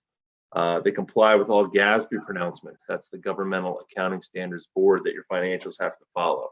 And there was no scope limitations. Everything that we needed to see as part of the audit, we did receive. We do have an emphasis of matter on page 5 of the opinion, and that's exactly what it sounds like. It's just something we put in the opinion to emphasize a matter to a reader of the financial. And this year, we did have a new GASB pronouncement that was implemented, GASB 84, for fiduciary activities. Pretty minor in the big scheme of things, has to do with the way we present the student activity funds back in the fiduciary fund statements. In prior years, that was presented really as just an asset and an offsetting liability, and that was it, because it wasn't considered the school district money. So you have student activity cash and you have a liability, you have a responsibility to have those funds spent for student activities. The rules on those funds changed for this year.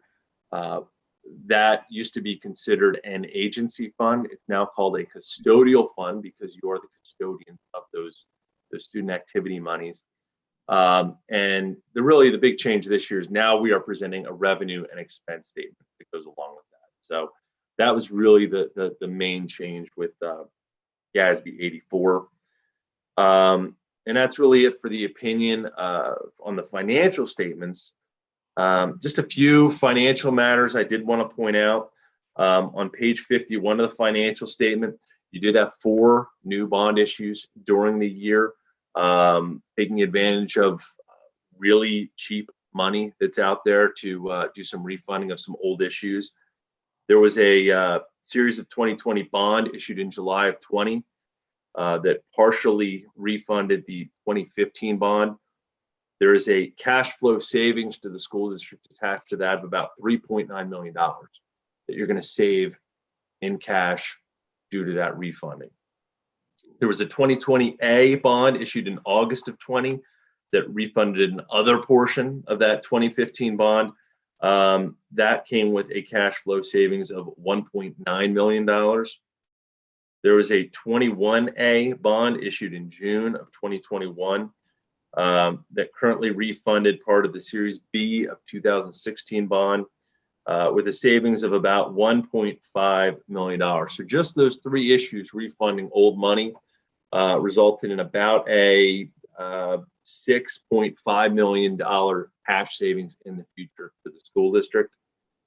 And then finally, there was a 21B bond that was issued. This was not to refund any prior issues. This was new money for capital projects that the school district took on. So I wanted to point that out. On page 53, there's a debt schedule that kind of summarizes your bonds and notes payable. The thing I wanted to point out here was the net pension liability. The school district is required to record or reflect their share of the state pension plan liability. I haven't looked at it recently. Last time it was $40-50 billion of unfunded liability that's getting split out to the 500 school district entities in the state. Your share of the liability went up about $6.4 million. It's roughly a 4% increase from last year, which seemed a little high. The one thing I would ask you to point out, or one thing I'd want to point out to you, is to keep in mind that even though this is a June 30, 21 financial statement, you are reflecting PSER's information as of June 30, 2020. So it is a 1-year look back. And in June 30, 2020, things were a little grim. We were about 3 months into COVID. The markets were still pretty crazy at that time.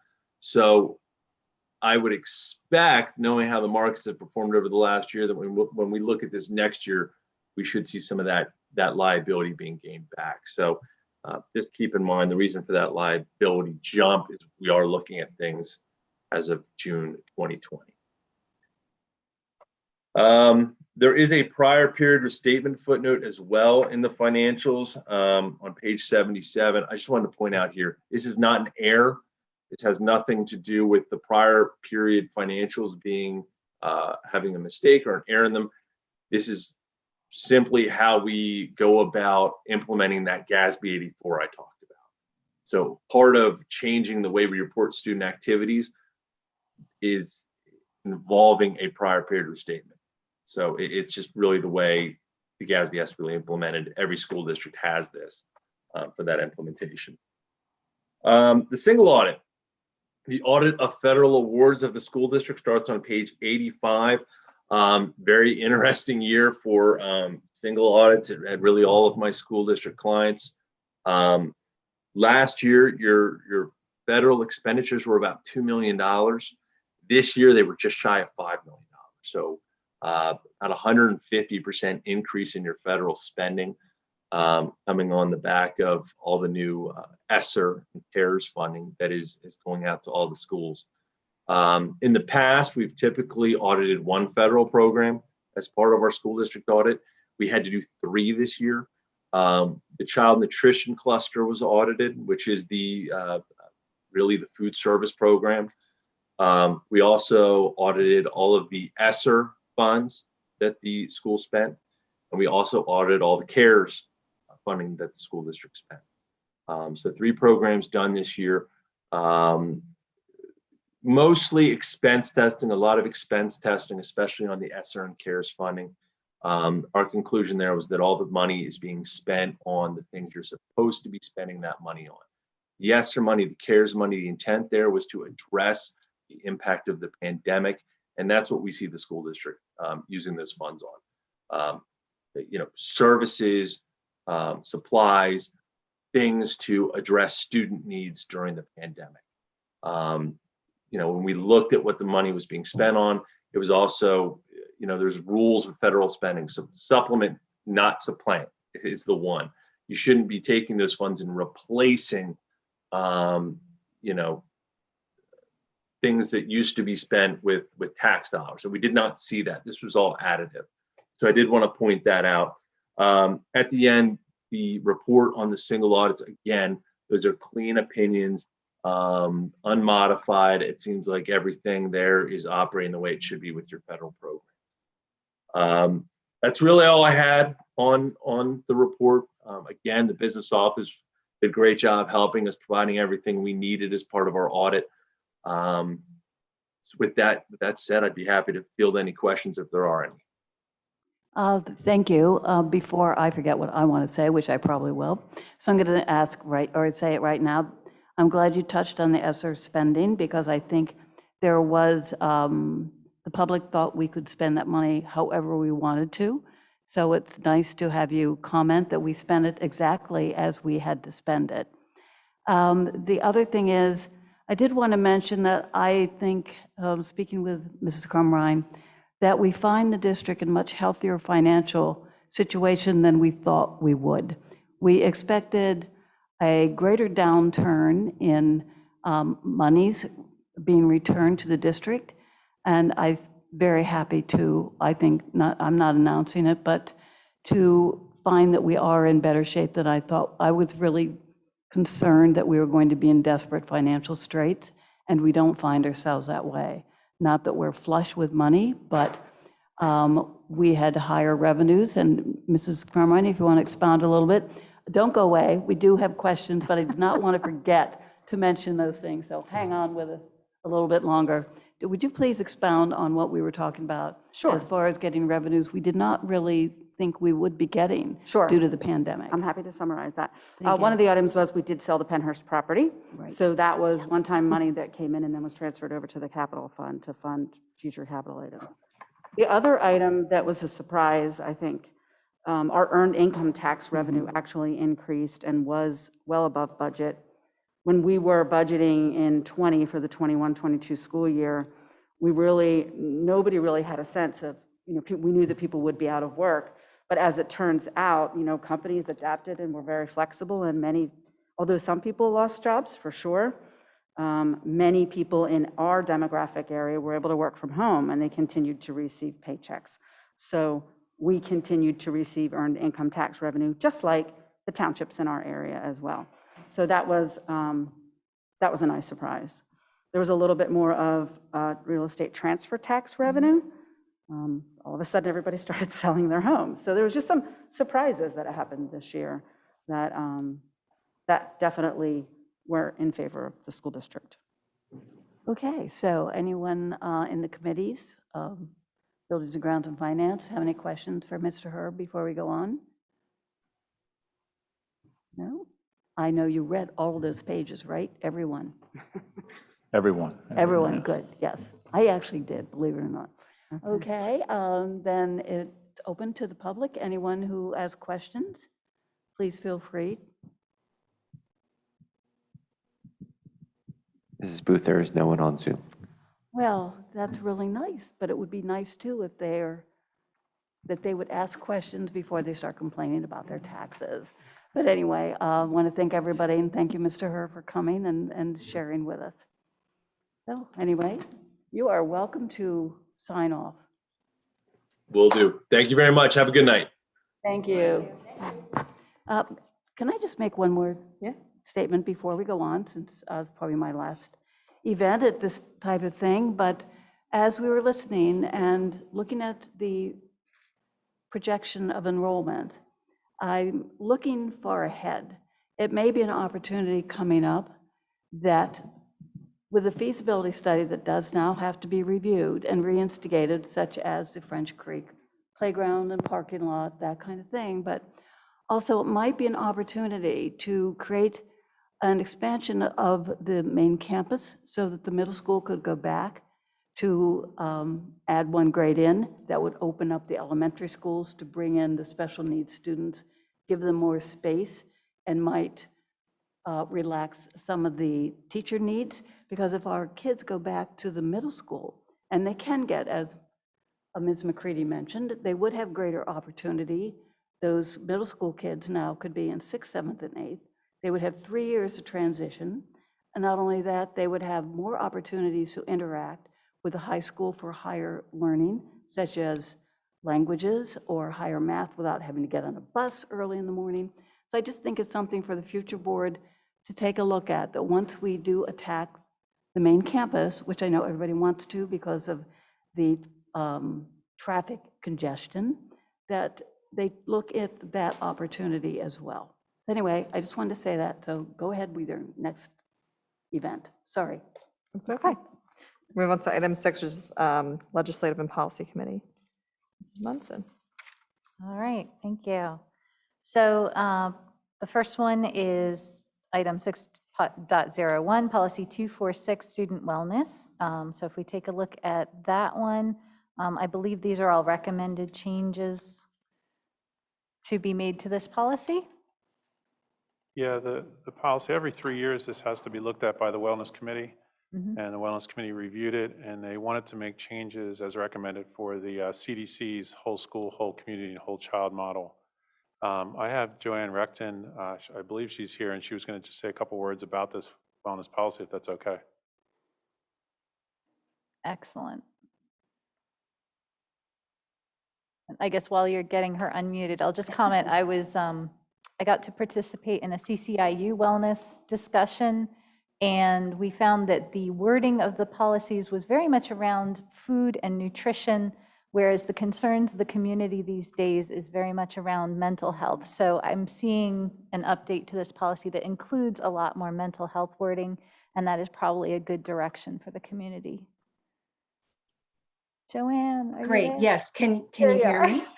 Yep, can hear you, great, thanks. Great, and you hit the nail on the head. That's exactly our recommendation as a wellness council. We had taken kind of boilerplate language in the past. These policies were first mandated for any public school that participates in the federal school lunch program. They were mandated back in 2004 and then updated again in 2010 around the obesity crisis. But when we look at student health and staff health, health in general, we know that it's much more holistic than just seeking exercise and proper nutrition. So at this time, we're just recommending that we round the policy out. This has been a practice. We've been following the CDC guidelines ever since they were established, but just to put it in policy, we think will be more sustainable.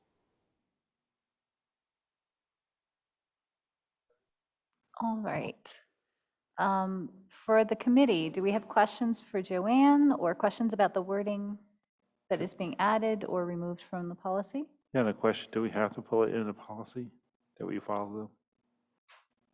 I mean, I'm just saying that, what if there was a case where it may be better to follow a different policy, but it says we're committed to following these policies, but I'm a little on the fence about. Do you want us to bring up the wording? Are you asking Yeah, us the to wording bring at up the wording? right, the wording at the beginning says that we're committed to You following mean the committing CDC to the whole school. CDC? Yes, yeah, Okay. or anyone for that matter. It doesn't have to be necessarily CDC.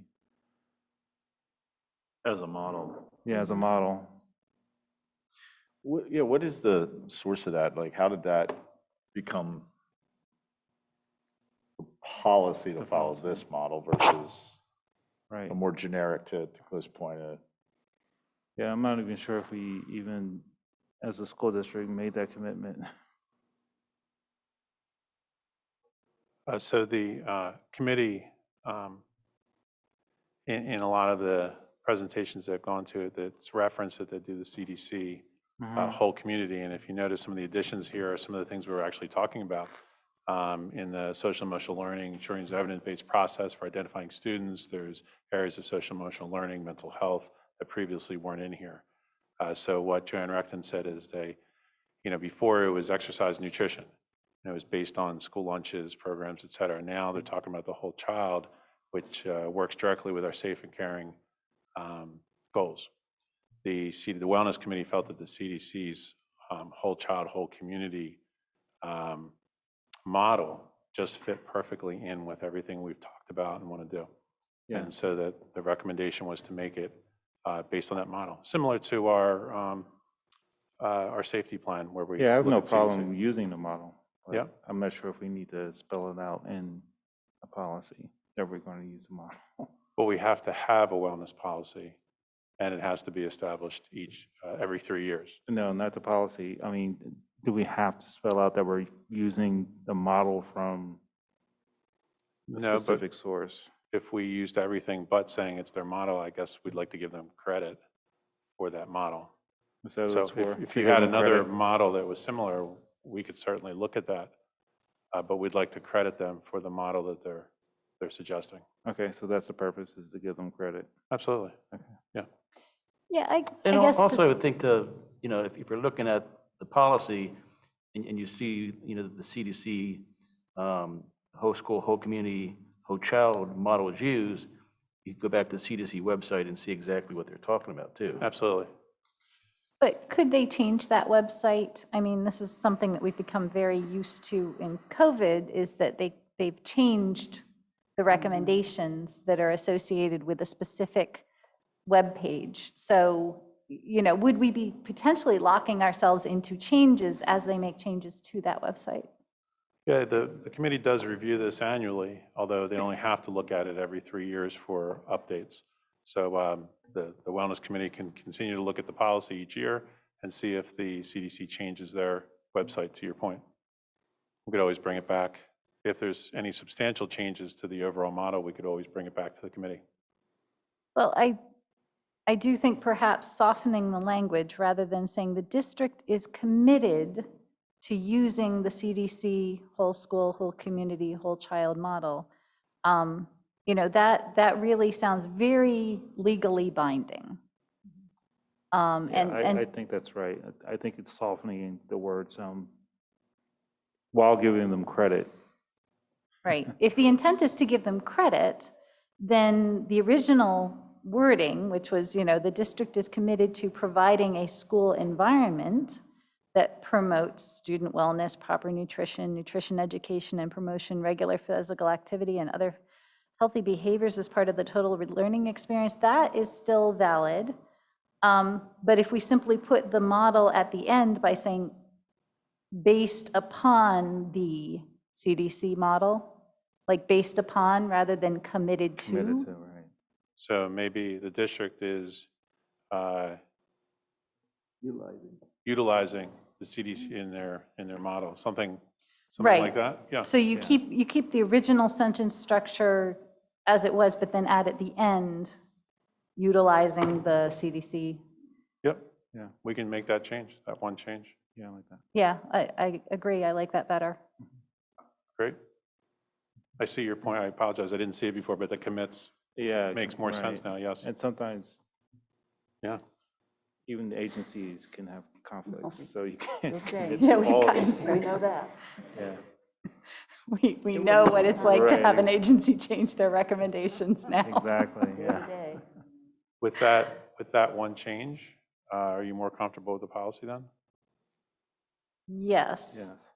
The other main change that I see is just to change the specifics of who is on the wellness committee to at least 7 to 12 members, which include staff, students, and community members, so that takes away the specific requirements of school board member, food service representative, physical education teacher, school health professional. Are we all comfortable with that?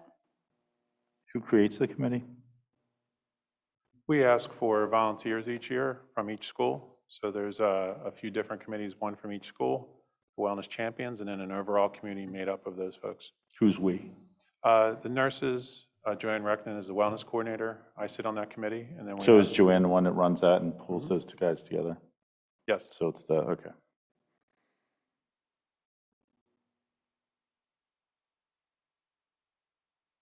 Any comments on? No, it's that, I'm following what you were saying. I'm sorry, I'm getting a little tired, but the 7 to 12 members, is that a magic range? Because one's an odd number, one's an even number, or is it, that does, There is no magic in it. there's no magic? We're hoping for 12, we get 7. Oh, okay. Number of professional people. I hope that answers your question. Yeah, No, I magic. was just wondering if it Yeah. had to be like a quorum or it had to be an odd number. No, or- we find on average, we get about 7 people. We have Joanne, the nurses, and then a few other volunteers that jump on, so it fluctuates. Okay. All right. I guess I'm- And then there's a removal of the safe routes to school, which I believe this board has asked a lot of questions around safe routes to school, and we're foiled in every way by the roads that surround our buildings. So I assume that's why that is being taken out. The committee really felt it wasn't relevant with Right. this philosophy or model, sorry. Yeah, and then adding social, emotional climate, school climate section, and health services really takes into account those community concerns that we're hearing. Oh, and counseling, psychological and social services counseling. That really seems to reflect what people view wellness as today. Yes, and very much aligned with our goals and vital signs. Is that a source from somewhere, or is that something that we wrote on the social, emotional climate? It's definitely a source. I did not write that, but I thought it was, I'd have to double check. I thought it was from the CDC's model, but I'd have to double check that. Okay, I just noticed that it wasn't sourced, or if you wrote it. I don't have that in there now. I did not write that. That was definitely sourced, but like I said, I thought it was directly from the resources from the model. All right, so may I have a motion to send it to the whole board with that one modification we discussed right at the beginning? So moved. Second. All right. Thank you very much. All right, the next group, we might actually be able to take them all together. It's very confusing, but I'm going to try to explain it in a simplified manner. If you think you can explain it. Let me it's- try, and then you yes, tell me how right I it's got it. or how Extremely wrong. confusing. I Okay. apologize. So we have been on a mission to combine our 300s, 400s, and 500s. And generally, the ones that end in the same number our corresponding pieces. So 328, 428, and 528 were the old numbers that essentially were combining all into 328. Now, each of these had their own pieces where they had a policy, and we are essentially now taking those pieces and combining them into regulations under the combined 328. Am I good? Excellent. All right. To quote Mr. Friel. And with that, I'll motion we move it on to the full board. All of them at once. Yeah, because we're not, I think the only thing that we were changing was adding one little piece where the superintendent can review and change things if the market data will not bear the dollar amounts that are specifically called out in some of these regulations, right? Correct. Our solicitor felt that a phrase giving the superintendent the prerogative to look at market-driven steps and salaries if needed would be added.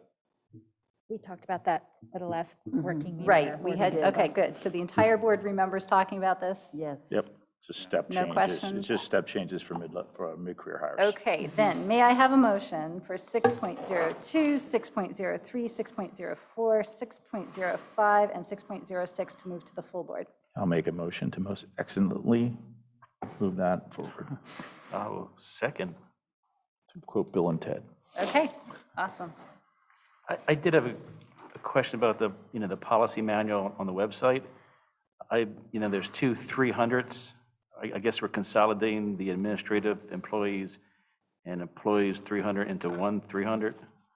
Yeah, the first 300 is the consolidated ones, and the Okay. second 300 is what's left. And they're going to be going away Okay. eventually. And then keep in mind, even after a second reading, we do send the policies off to PSBA to make sure all the citations are correct.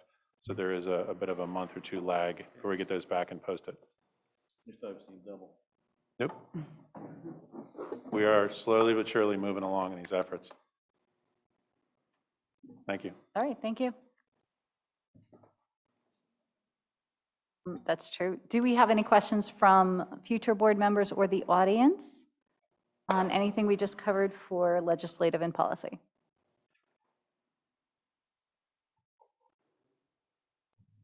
All right, thank you. I'm never going to hear the end of that. All right, we're going to adjourn this meeting. Thank you, everyone. Have a good night.